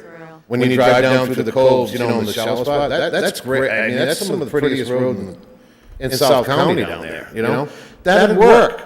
I mean, I'm not trying to hold anybody hostage here, and I think a lot of this, you know, the plan has changed so many times. It's going back and forth, and I give these guys credit. I mean, they have tried, but I've also got to look after my interest and what I think is best interest of the town as well. That being said, yeah, I think there's a little bit of work to do. 75 feet, personally, as far as we're concerned, and leave the woods as it is, leave it untouched. That's a great buffer as it is. I mean, there's a lot of deer, there's a lot of activity through there. And like I said, they bought it to build on it, but let's just be tasteful about it, okay? Let's have some thought for the surrounding area. I mean, I'm going to be honest with you, a couple of these pictures with the kid going to the school bus and stuff, that stuff didn't help anybody. That was kind of tough to look at, wide open, cut open like that. And I'm sure that's not what they're trying to present, but that was kind of a bad look, you know? Let's stay with what we've got in town. It works. You know, I wish you the best of luck with it. I want to keep turning around, but I wish you the best of luck with it. But let's stay with what works here in town. Okay? Thank you. Thank you. Is there anyone that absolutely feels the need to speak this evening that cannot wait until next month? Please come up to the mic. Thank you, Madam Chair. My name is Patrick Doherty. I'm an attorney, and I represent the majority of the people that are located to the north of the property, including Mr. Hannigan. And I won't go into a lot of detail, but there are a couple of things that were brought out in some of the comments here tonight that I'd just like to see if perhaps the board, or the commission rather, could ask the applicant to fill in. First off, the buffer management plan that is out there, it should be, I'd like to see that incorporated into the restrictions on the property. That's just a statement as it is right now. I don't think it's really got much enforcement in there. I mean, I'm sure the board has heard all kinds of things said before during the proceedings and the hearings. And then after the development is built later on down the line, you realize, oh gosh, there's no mechanism to enforce any of this. So I'd like to see some of that tightened up. And then also the bylaws that were put out in there, they need to be beefed up aside from Article 5, the rules and regulations. That references just the roads. It's the rules of the common roads. In there, they prohibit the deposit of trash, refuse, and things like that. But in the narrative, they don't want to have any leaf, debris, or anything dumped into the conservation area, the buffer area. So I think those things need to be codified in the restrictions that are also part of the property and the declarations. I believe that the declarations as they stand right now are very weak insofar as protection of the buffer and the open space. And again, as this board knows, the members of you that were here during the master plan, when we walk the property, it's very sparse in there. One of the things I'd also I've been working with council, Mr. Callahan, and I spoke at length with Mr. Von Dexter out prior to the meeting so we could kind of minimize the issues here before the board. But he indicated that there would be no removal of mature trees, but that's not stated on the plan as well. And plan set 14, page 14, shows no existing trees. And to the board members' comments, I think it helped this board to see what sort of, I guess, a mixture would be contained within what the proposed plantings are with the Norway spruce and the proposed arborvitaes as well as the existing trees. And when we were here for master plan, there was an overhead view that showed the canopy of the trees and what was going to remain in existing. And I think if we had the benefit of seeing that overlaid on a plan of what they're proposing to do within that 75-foot buffer would be very useful in terms of conceptualizing what this would be about. Again, one thing I wanted to just point out, and I'm almost finished, I'm not going to go into that ad nauseam. No drainage, no nothing about that tonight. With respect to the plans, the 27 trees, I just want to reiterate, the ones that they're saving, those are the 27 trees that are referring to the interior of the lots that are going to, upon which the houses are going to be. So I'd really like to know, again, have something at this stage, and I believe Mr. Von Dexter had something out there about the caliper of the trees that were there. It was a survey of what was done out there. I'd like to see something like that incorporated into the plans, so when you do have things stamped in regard to this subdivision, that they're enforceable conditions that are of record. The 726 2022 tree protection plan does not reference saving those existing trees within the buffer and open space. And I know we heard comments here tonight, and I'll assume that these gentlemen are working and are men of their word, but they're not going to be here once the lots are sold and whatnot. And we need to have some kind of enforceable mechanism in order to make those have teeth to them. Another concern that I have that's not shown that I wasn't able to see on the plans, and perhaps they may be there. I might be a little bit heat stroked here tonight in the brain as a result of walking into that wall of heat when we were here when the Proud students were all proudly supporting their school. But the buffer management plan references a maintenance access path. And one of the things, and again, this gentleman over here spoke, to his concerns about people walking up right along his side his property line. I'd like to see where that proposed maintenance access path is going to be. And I'd like to see it be closer to the lot lines of the subdivided properties and further away from the perimeter of the outside space. Okay, You know you have to speak into the mic, right? Yes. Yeah, sure. Jay, if you could go to zoom in on, I think between lots 8 and 9. There's an access path there that comes off the cul-de-sac right there.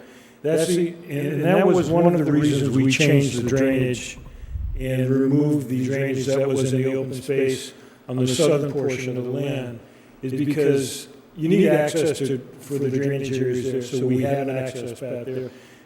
We don't have a drainage basin now in this proposed plan in the southern portion of the open space. And what Mr. Minoni has done is he's taken that runoff and accommodated it with, if you looked on the radius, on lot 14, lot 6, I think lot 13 maybe over there. He has accommodated the drainage in those places so that we don't have access paths going to repair or to maintain drainage areas. It makes it easier for maintaining it. They can do it right from the road that's in there. We don't have to cut down all this forested woodland there to do it. So the only access path we have is that one that you're looking right there. The other access path is just to get to the nature trail, and that's not a maintenance. And the only thing that I'd like to see, if possible, and I don't know if you can point this out, is to the north, and that's where most of my clients are primarily concerned. Is there an access that will be to the north for the maintenance of the buffer area over there? No, there's not. Okay, that's a change, I think, from the master plan, because there was reference to one, I believe, at the master plan, but that was going to be limited in terms of not allowing any kind of vehicle to go on to that. So clearly that's been removed then, is that correct? I'd like to add to what this gentleman has said and answer maybe a question. Jay, can you go to sheet E2? As far as clearing within the buffer areas, we have a limited disturbance line, which that was it right there. Right there, that gray line right there is a limited disturbance line, which is part of our DEM permit. So the owners are not allowed to go outside of that, and as you can see, it's within the lot areas and outside of the buffer, except for the area of the basin. And again, though, the one thing that I'm concerned about for my clients, again, is the maintenance path for the buffer areas, and it was referenced in there. Oh, you gotta get up.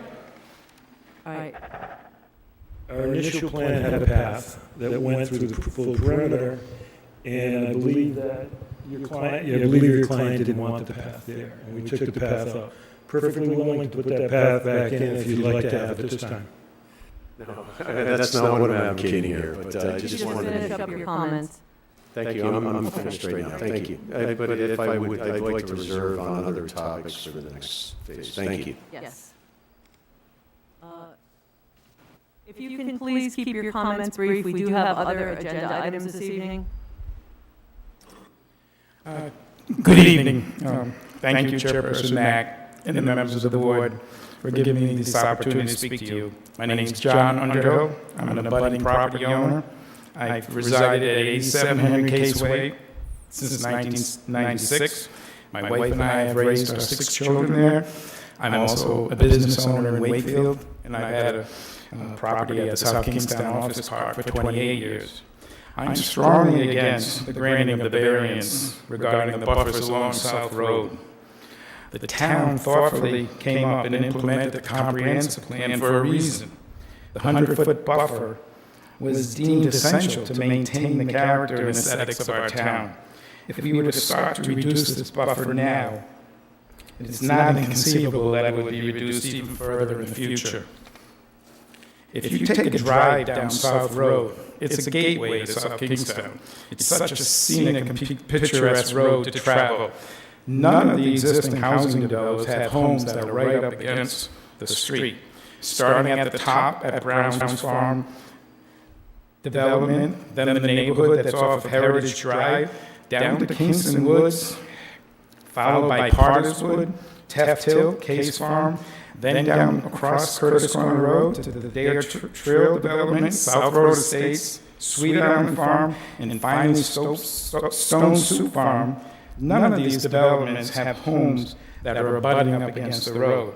Even the single homes on South Road are set back considerably with landscaping in front. This should be maintained by the future developments on the street by the required 100-foot buffer. I also question the density of the Northwood project. With the increase in traffic and pedestrians, bicyclists that will be created on South Road.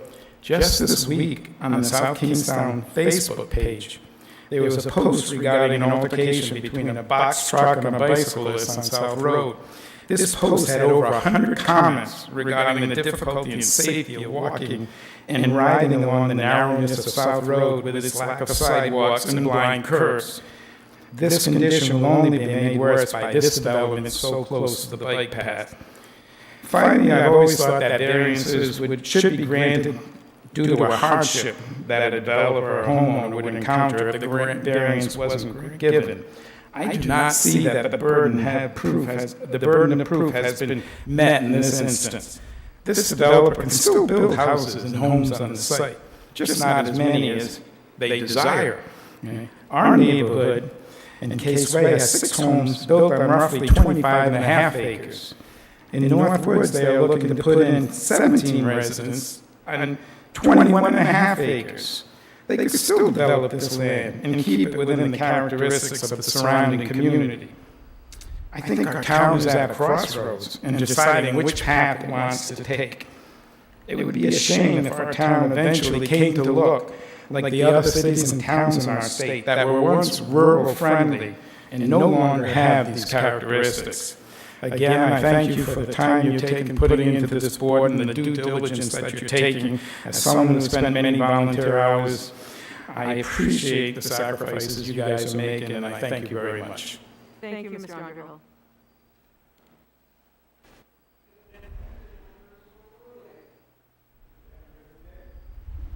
Are you going to be able to be very brief? Okay, that's what we want to hear. My name is Charles Neistat. My wife and I live at 761D Curtis Corner Road, which is the fourth house in on Genesee Way. We are at the top northwest corner of this development. In the springtime, that wetland is like an open running river. It is really wet, and we want to do everything possible to ask you to make sure that wetland and that vegetation is not disturbed.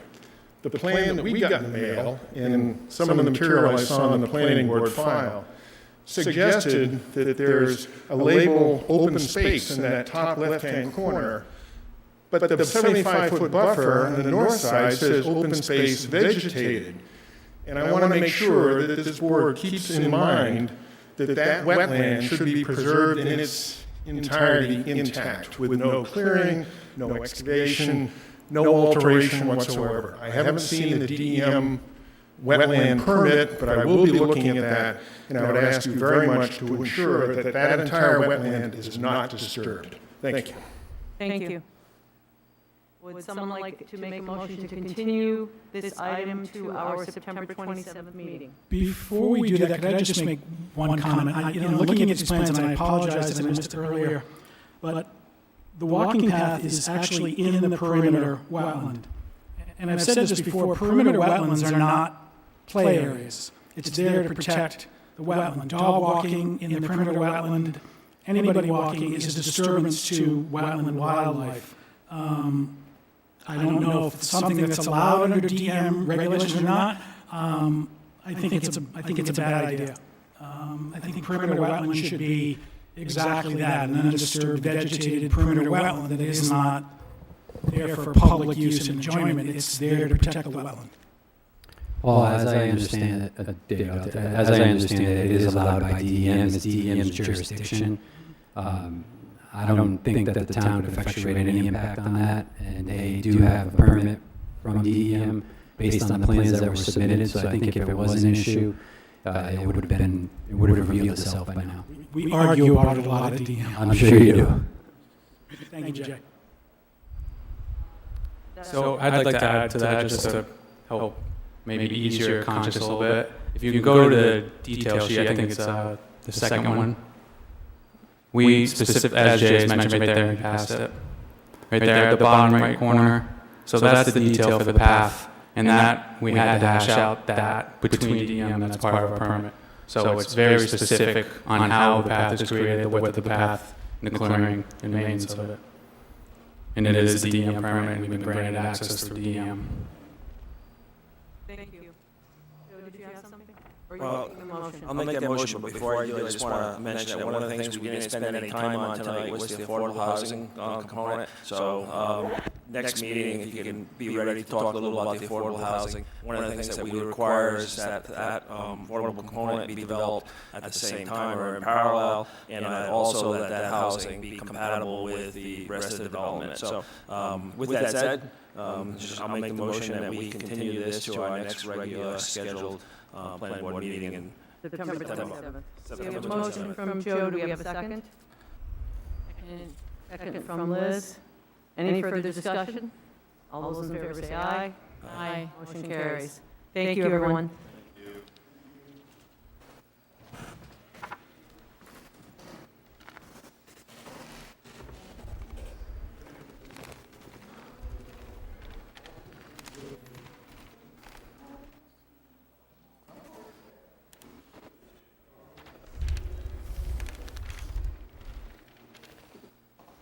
Next agenda item is a pre-application for a major land development project, comprehensive permit, South County Commons District 5 apartments. Is there anyone? There. Yeah, Eric's been enjoying the air conditioning in the other room. Yeah. Good night. Yes. Good evening, Mr. Privy. Good evening. For the record, Eric Privy, Prive. I'm a registered professional engineer with Dupree Engineering. We're here tonight to talk about a pre-application for South County Commons, District 5 apartments. I'll be as brief as we can, but also want to be thorough enough to give you some details and get some feedback. We're hoping to accomplish, as a typical pre-app, gather early feedback, hopefully give a chance to tell you a little bit about the project, gather feedback, and help us sculpt how the project comes together as well. So, with me tonight is Sean Hayden. Sean Hayden actually works with South County Commons, and he is representing Suffolk Realty and Southern Rhode Island Hospitality. Those are the owners for the project. Alex Petrucci is also closely working on the project and may be involved in future meetings, but Sean is here tonight. He speaks and represents for the developer as well, so I just wanted to introduce Sean to the planning board as well. Also with us, not with us tonight, but is on the team, is Hans Straub. He is a award-winning and experienced architect. He works out of Cambridge. We've worked with him in the past on a couple of projects actually, and has a lot of experience with multi-family apartment designs. We found him very skilled at understanding what communities are looking for, trying to understand it and fit it into the community, both something that looks and fits and has the feel of that community. So we're excited to have him on board. He will be providing additional details and testimony. He'll be here to answer questions at the master plan as well, but we'll have plenty more details at that stage as well. I want to take a quick step back into the history. I'll try to be brief on it. I know it's late and it's hot in here. But I want to give a quick little history on South County Commons and how this piece comes in. Dupree Engineering in general, our firm, has been working on this project since 1996. So 26 years when the original kind of South County Commons idea had come about. The project, this piece of the project is one part of the 150 acres of the entire South County Commons development. In 1996, the entire project, what you know of it today as the Applebee's and everything, was originally approved as for a master plan approval with a residential subdivision. The entire thing was a residential subdivision. Between that time and August of 1998, the town and the applicant held probably, we had guesstimated up to about 25 public meetings, going back and forth with ideas of evolutionizing what South County Commons kind of became as the mixed-use multi-development altogether. At that time, August of 1998, the planning board approved a new master plan for it, for the overall development. This area specifically was known as District 5 within the original master plan of South County Commons. This area was originally envisioned with the original 1998 master plan. It was envisioned with light industrial, commercial, office, or institutional type uses. So that was the original master plan. In 2017, we came back, and that's when we came and we had the Fairfield Inn, and we looked at a new master plan for this specific district, District 5. And we have an approved preliminary plan back in October of 2017. Again, the main focus at that time was the Fairfield Inn. There was 2 pad sites in the front as well. There was kind of a front restaurant, and at the time it was the back. It was at one time an office, kind of switched to a restaurant, and that's why it was approved as preliminary at that time. I believe, when I was talking to Dennis, Dennis worked on the planning board, Dennis Dupree had worked on done all of the planning board meetings at the time in the early stages. And we believe that probably he and Chair Maria Mack are probably the only people that are still involved on the project since its entirety altogether. So it's quite an evolution along the way. District 5 is one of the last districts to be developed as well. As far as what is being proposed, over the past 5 years since that time, so since the Fairfield Inn has been approved, we've looked at different uses of the site. We've taken a hard look at apartments on multiple occasions. The idea never went very far, and that had mostly to do with construction costs and rents at the time. It just didn't pencil out, didn't physically work. It wasn't a viable option, and it wasn't an idea at the time. So restaurants were kind of penned on the paper originally. Due to the area's increases in rents over the past couple of years, we've taken a new look at it. We said, hey, is this a viable project again to be able to have apartments in this area? We've been working on this since the spring and are committed to seeing the permitting through for apartments. As of now, the way that it works, the pro forma and the economics of it work to be able to have an apartment as we have proposed on the site. There is a concern with the recent surge in construction prices. Obviously, there's a concern. We're keeping an eye on that, but we're very committed to going forward with that as well. Looking at the market research on it too, we saw a very high demand for both market rate and affordable apartment units in South Kingstown. There was a big need for it. We've seen, actually we worked with Tony Fiore on Hopkins Green as well.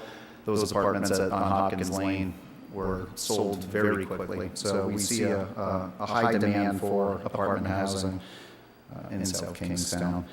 The plan is, if all goes according to going through all the steps that I have, we're at the very beginning, conceptual pre-app stage, still have a master plan, we have to get state permits, there's a preliminary plan, there's a final. So there's many stages to go, but the game plan is to try and get this ready for construction into 2023. So we'd like to get this online and get this into the community quickly. Giving some more specific details on the actual on the project itself. Jay, is there a chance you can go to the next two plans over? Perfect, thank you very much. It's a 70 unit. I'm looking at the left side of the page, so the back. We gave context with the whole development in the area. So in the center is the Fairfield Inn that has been previously permitted. You can see it today as you drive by. That front shows a future building. There's nothing there today. That's not what we're here for tonight. We're just giving it as context versus what that original plan showed for this District 5 area. So nothing in the front that we're looking at today. We just wanted to give it as context. We're looking at the parcel or the piece on the left side over here. So it's we're proposing a 70 unit, thank you, Jay, 70 unit apartment building. It is a 4-story in the front, and there's a kind of the way naturally that the grades go around the back. There's an extra half-story that kind of comes around the back, so we end up having an extra story on the back side over there. There is an existing detention basin. Yep, that's a good point. And there was a sediment forebay that comes with that, so we understand that there is certainly some adjustments to the stormwater mitigation measures that we'll have to take care of in future stages. But we wanted to also provide for full circulation around the building. So we have a loop road that goes around the outside for full circulation. That's for many purposes, right? For vehicles to get around easily. Obviously for emergency response, it's very important to get around to all 4 sides of a building as well. This is a comprehensive permit as well. So of those 70 units, we will be providing 25% as affordable on the site as well. So that becomes, through the math, that'd be 18 units to get over 25% as well. The limited disturbance that we have shown, again, this is just a pre-application, but we're holding the same limited disturbance that was previously there. So that has already been generally reviewed, and we're not expanding beyond those limited disturbance. The reason I add that is because we understand that as it goes into the master plan stages, there's probably going to be interest. There was interest in earlier stages from Wakefield Meadows, a lot of the neighborhood that's nearby. We are not increasing or expanding any of the limited disturbance that was previously shown with the original development. So we're holding that and staying within that area altogether.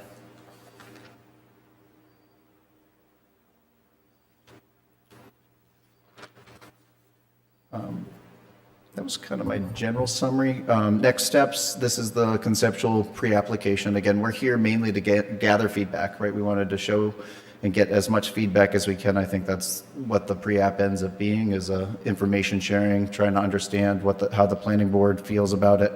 We also wanted to introduce the team again. We'll have the project architect with us at the master plan stage to be able to give even more details. We wanted to introduce the project to you and gain as much feedback as possible.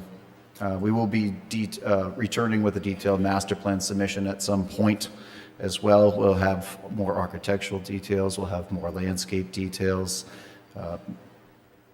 The other thing we had been talking about as well was meeting with Wakefield Meadows. Again, we know that they were very active in the previous stages, so we will be contacting the board of directors and having an informal neighborhood meeting with them in advance, try to get some information from them as soon as possible. It tends to help make the planning board meetings a little bit more smoother as well, if we can talk about things before we even get here. So with that, I'd be happy to answer any questions. Again, we are pre-application. I'm sure there's a lot of details that are still remain, but I'd be happy to answer anything or. Thank you. As board members know, pre-application is intended to be very informal in nature and a sharing of information. I just have a couple questions before board members will make their feelings known and ask their questions. You have been involved in land use for quite a number of years. I have. So the first probably obvious question is why the comprehensive permit? Because you know what is involved, you know the feelings that most communities have with regard to comprehensive permits, particularly when it involves a lessening of our local regulations. Sure. We felt for the apartment use, it's not on this property. That's what we needed for it to. That was the avenue to have the apartments within our. To have the apartments on, and some of the relief that we need for the building. That was the main reason we had looked at it. So. And I don't know how many planning board members have been I'm out sorry, to this. could you repeat that? I didn't understand. Could you just repeat what you just said about why a comprehensive permit? Some of the relief that is needed to help make the project more a feasible project. It comes with both, right? So we're providing additional affordable housing on the site, and we need some relief as far as height variance and such like that, so. Thank you. Just wondering how many planning board members have actually been out to the site? Because when I went out to the site, it was quite surprising that it seems much smaller than it appears to be on paper, and it is currently a stormwater structure. I mean, there are significant grade changes. You have things in place to manage the stormwater, and it looks like a huge engineering challenge because it's certainly not flat, and it doesn't appear, unless you plan to increase the size of that lot by going into the vegetation, that it's hard for me to envision a building of that size with adjacent parking. So, yeah, what's out there today is not cleared to the full limits of disturbance of what was out there today. So, for instance, on the left side where that parking lot is shown, that's not what's out there today. There's additional, on the phase one, it was cleared tighter to where that existing parking, as you can see where I'm looking at the eastern side where the aerial image. I'm just going to approach real quick. That would be helpful. Right, so that parking. That's actually in today, so that's aerial image.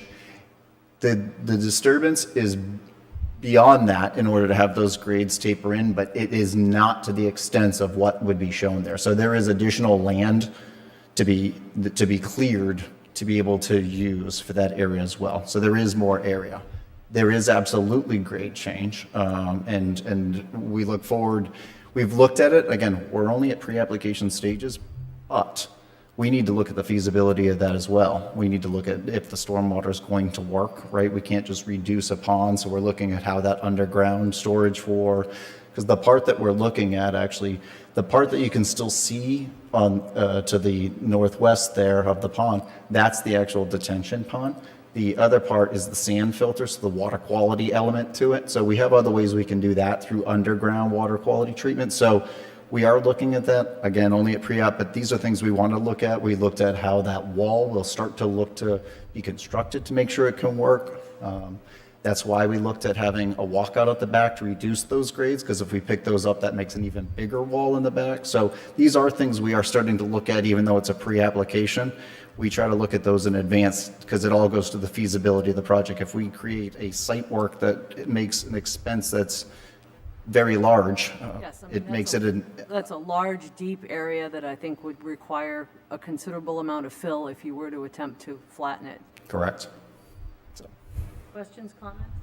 Yes. I have one. Just curious about, looking at this from Route 1, where this building is parallel with the hotel but offset, so now you've got an even longer sort of monolithic, view from Route 1. I realize there's not a lot of room here, but if there's any possibility to rotate that building to any extent, I think it would help to break up that sort of wall of, building frontage that you're going to see from Route 1. I mean, tell me if I'm wrong, I think the hotel is actually set down lower than Route 1. Is that correct? The grade is? It's about the same, actually. Yeah, it's slightly, the hotel's about elevation 127, it's about 128-ish at Route 1. The proposed building, what we're envisioning now, looking at existing grades and looking how it would come down, we envision the first floor being about 120. So it's about 7 to 8 feet below where the hotel is from elevation. So it'll be below, hidden down behind. Yeah, I mean, I guess, so Jay's got the view up there now, and just sort of you're looking at the Fairfield Hotel, and now you're going to have another building, another long building behind it, but from the street, what you're going to see is one very long frontage. Gotcha. So if I know there's not a lot of room there, but if it can be changed. I recall from when we did the Fairfield, there was a lot of discussion on the views from Route 1, and I think that's probably something we can look at as well, how those interact with each other, because that absolutely is a question. We don't want to mass it any larger. We want to hide it. We believe that it'll be either blocked by a large portion of the Fairfield, so it won't be any more than what the Fairfield already is, and it is lower. So, but I think a little more attention to the views from Route 1. Thank you. Eric, you may have touched on this, but in relation to the Fairfield Inn building, I know you said that it's down a little bit in elevation. How does it compare in size and scale? It's about the same, actually. Length, well, if you take it's about the same with the pool building, though. So it's about the same length as the pool building, but it's hidden from the views from Route 1. And would it be about the same height, just except for the fact that it's at a lower elevation? Correct, yeah. And Madam Chair, if you look at this picture on the TVs tonight, the distance between the existing Fairfield Inn and the proposed location of the apartment is a little over 200 feet. So to put that in perspective, the front of Fairfield, if you look at the access road coming off of Route 1, where there's the elbow and the curb of the curb where on this you see a restaurant pad and 3 landscape trees, that's southeast side of that last landscape tree at that elbow is approximately 200 feet from there to the Fairfield Inn. So if Jay dropped down on Google Earth and showed the street view, can you get to that elbow, Jay? No. You mean going in? You got to go back out, Jay, to overhead. Oh.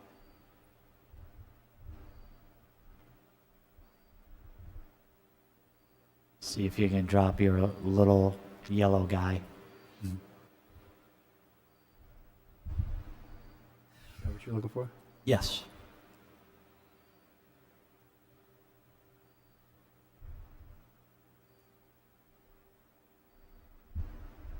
So it's a little further back, Jay, but.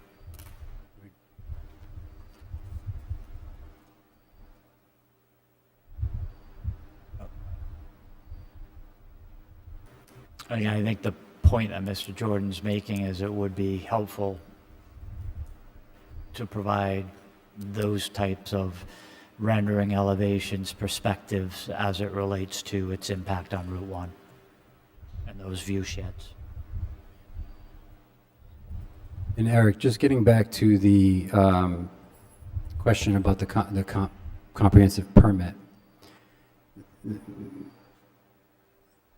Is it your understanding that it's pretty much twofold? It was, one, a dimensional issue for the height of the building, and the fact that the subregs, our zoning ordinance and basically the subregs don't allow for multi-household structures that exceed 12 units? Correct.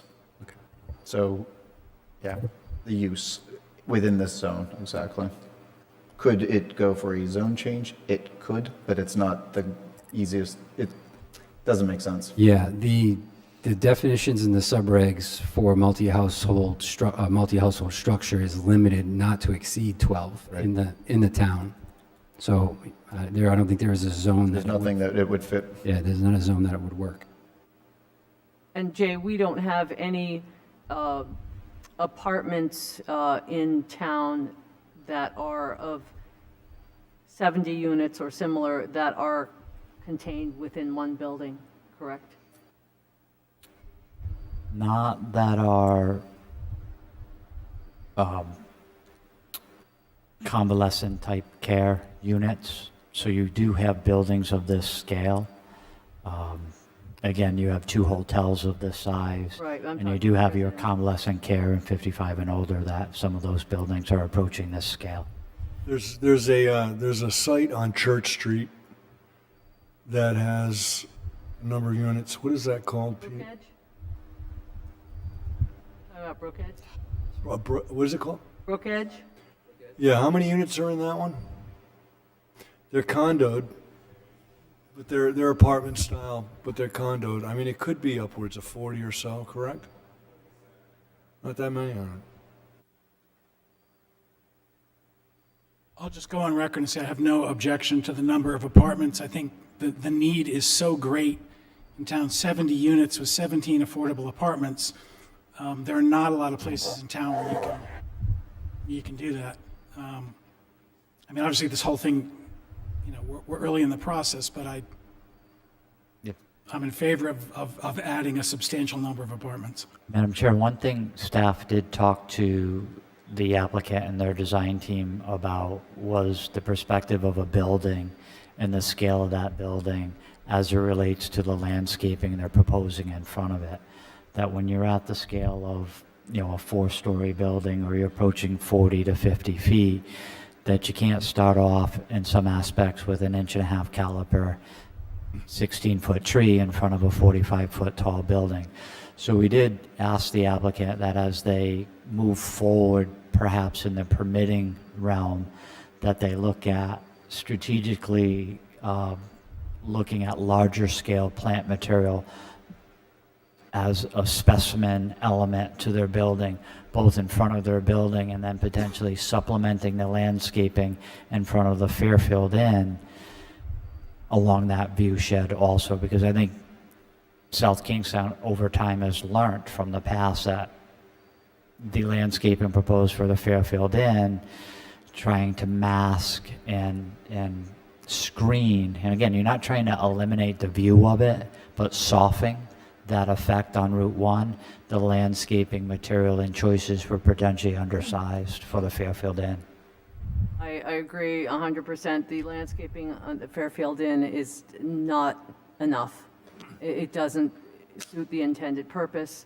I would certainly suggest that you don't even consider asking for any waivers from the landscaping. And again, the mass and the scale of the building, it would need to be well designed. The impacts would need to be well thought out. And the fact that it's a comprehensive permit should not prevent any degree of thoroughness on your part or on the part of the reviewers. Most certainly, I would want to see a peer review traffic analysis as well. No, I think I have a quick question for you. What are your plans for the rest of the property? There's a fairly large piece of land west of this proposed building. It's all wetlands over there. There's nothing proposed on the western side. So that's all wetlands over there. There would be nothing proposed in that area. So that line where Jamie has his cursor is the beginning of the wetlands? Correct, yes. Yep. Okay, thank you. You're welcome. Susan, there's also, if you look just to the east of the hotel, you will see that there is a pad for a potential restaurant or other use. Well, that was my next question. What's your thought about the property up front? There's nothing proposed there at this time. I mean, it's here on the plans, which means It it rings an alarm bell for me, so. Yeah, it was on the original master plan of this old development, so we put it back on there for future building. There's nothing proposed. We are not proposing anything with this. Matter of fact, when we filed this, that lot, the front lot, is actually not part of it. We just wanted to show it as context. The town always wants to see how is it with the context of its surroundings, so we put it on there. There's nothing proposed for it at this time. We're not looking for, we know that we would have to come back for the same process. Again, it goes through the same process whenever there's somebody that wants to be there. We have to come, we have to go through we got to go through the land development project. We have to go through a pre-app, we have to go through a master plan, we have to go prelim. So there's nothing proposed with this application tonight. The pre-app that we are proposing tonight is just for that back piece. And it'll be also contained on the same lot, legal lot as the hotel? So we're going to have to do a either administrative subdivision. So there is a blue internal line in there. We're going to have to reallocate that a little bit so that it can work with the hotel. As of now, it's not in the future, it's not going to be on the same lot as the hotel. So, but it looks like all of the stormwater management for the hotel would be on a different lot? It would, yep. It'd have a drainage easement on it. That's very typical to have a drainage easement on another lot. So. I understand having a drainage easement on another lot, but you've got a building on the drainage easement. So I'm not understanding, and I think when Maria mentioned it earlier, there's a very substantial drainage system that seems to be necessary to manage the water from the parking lots. Mm-hmm. So we'll show more details at future stages, but so what is there today is not what the future is going to have. So there is a sand filter that's there that takes care for the water quality. We have a forebay for the sediments. That's going to be displaced into underground methods as well. So we'll provide those details at master plan and probably not at master plan even. We'll do those conceptually at master plan, but that would come at a preliminary plan stage when all the stormwater design is done, soil erosion permits, all of that is done. Thank you. So going the underground route then would deviate to a certain extent from the DEM LID ideal? In commercial properties, they go both directions with that, as long as we're providing the water quality enhancements that need to be done. We've seen it both ways. We've seen underground systems be used.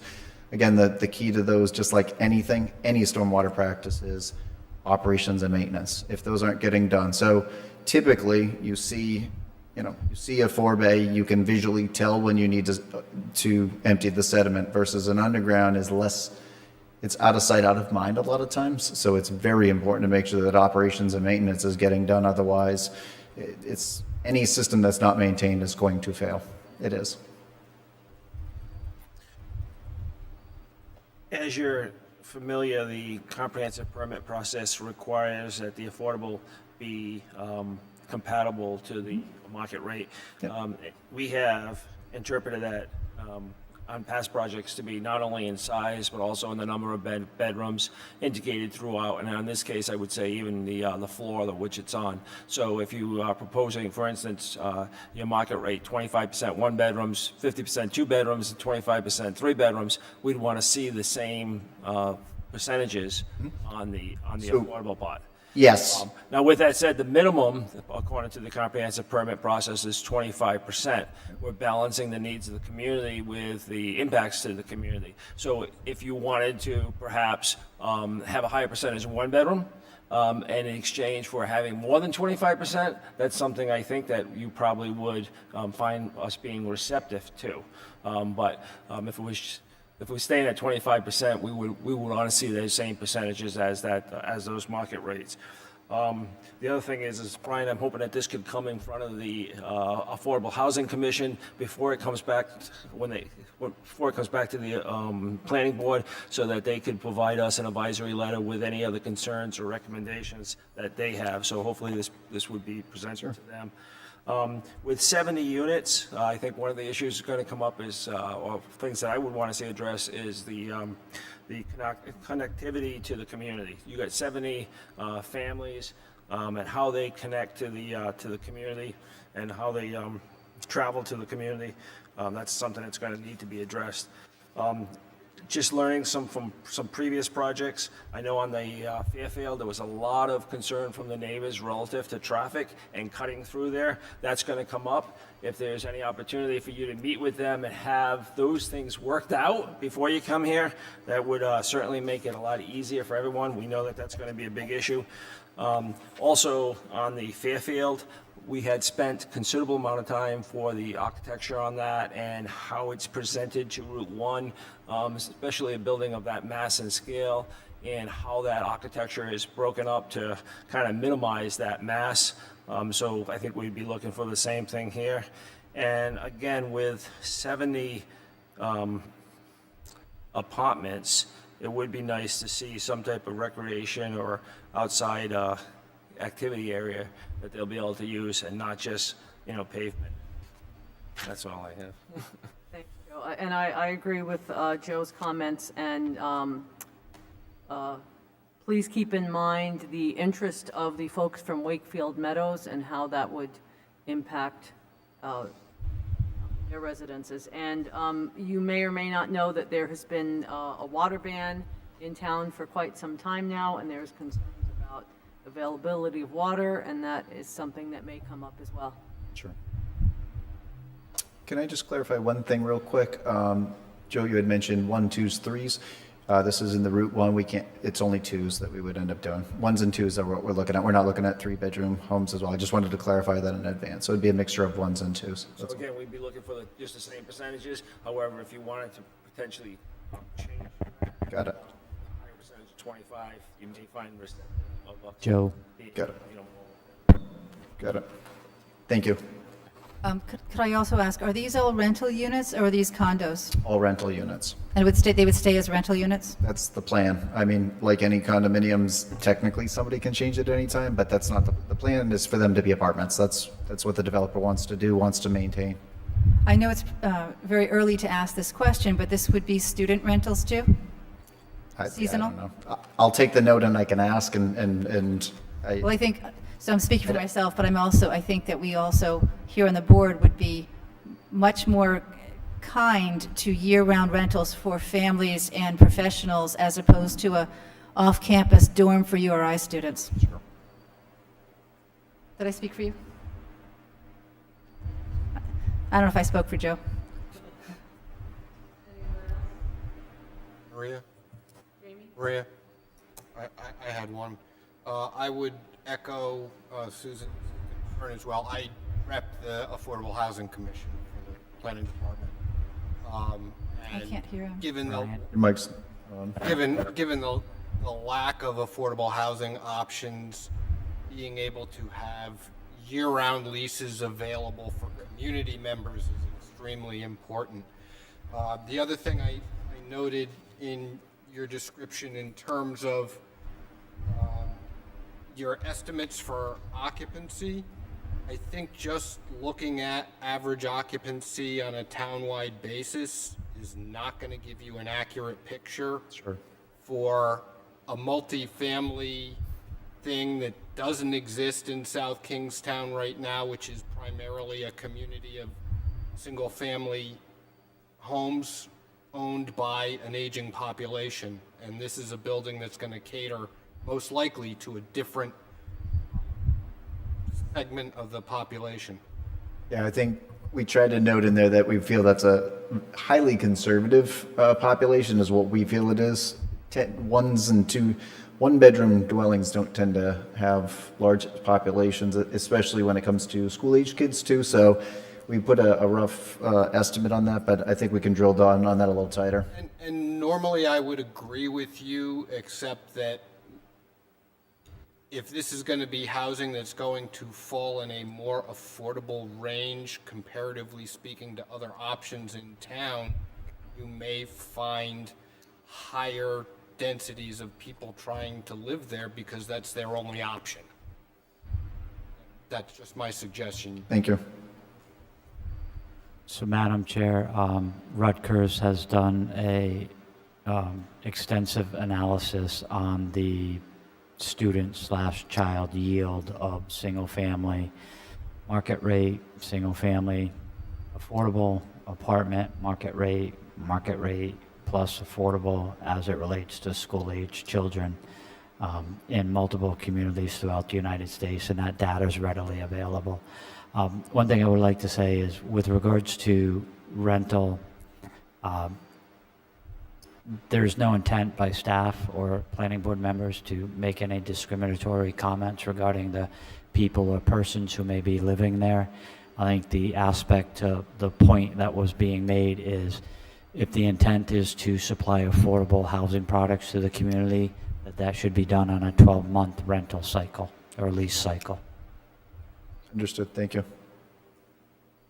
Thanks, Jamie. Any other thoughts? Thank you. Excellent. Thank you for your time tonight. Obviously, you had a long night. I appreciate the feedback. So thank you. Next agenda item, election of officers. Would someone like to make a motion? I will make a motion and nominate Maria as to continue on as chairperson for the South Kingstown Planning Board. Joe, do we have a second? I would second that. Second. Any discussion? All in favor, say aye. Aye. Motion carries. So just for clarity, Motion for vice chair? Madam Chair, because we couldn't pick up the microphone, I couldn't hear Joe's motion. Was Joe's motion for nomination? Yes. Okay, so just for clarity, there was a nomination made by Joe Murphy, seconded by Susan Axelrod, to nominate Maria Mack as chair of the planning board. Yes, and that was passed. Vice chair? I'll nominate Joe if he'll continue to. I'll be glad to do it, but if there's someone else speak up, that's okay. Do we have a second? Second from Peter. Any further discussion? Hearing none, all those in favor say aye. Aye. Aye. Oh, congratulations. Secretary? I will. Want to nominate Robin? Well, I would guess, first, is there anyone that's interested? Robin, would you like to be secretary? With that said, I will nominate Susan to continue on as that position of secretary of the South Kingstown Planning Board. Motion from Joe, second. Second from Peter. Any further discussion? All those in favor say aye. Aye. Aye. All right, TRC. Do we have a date for that?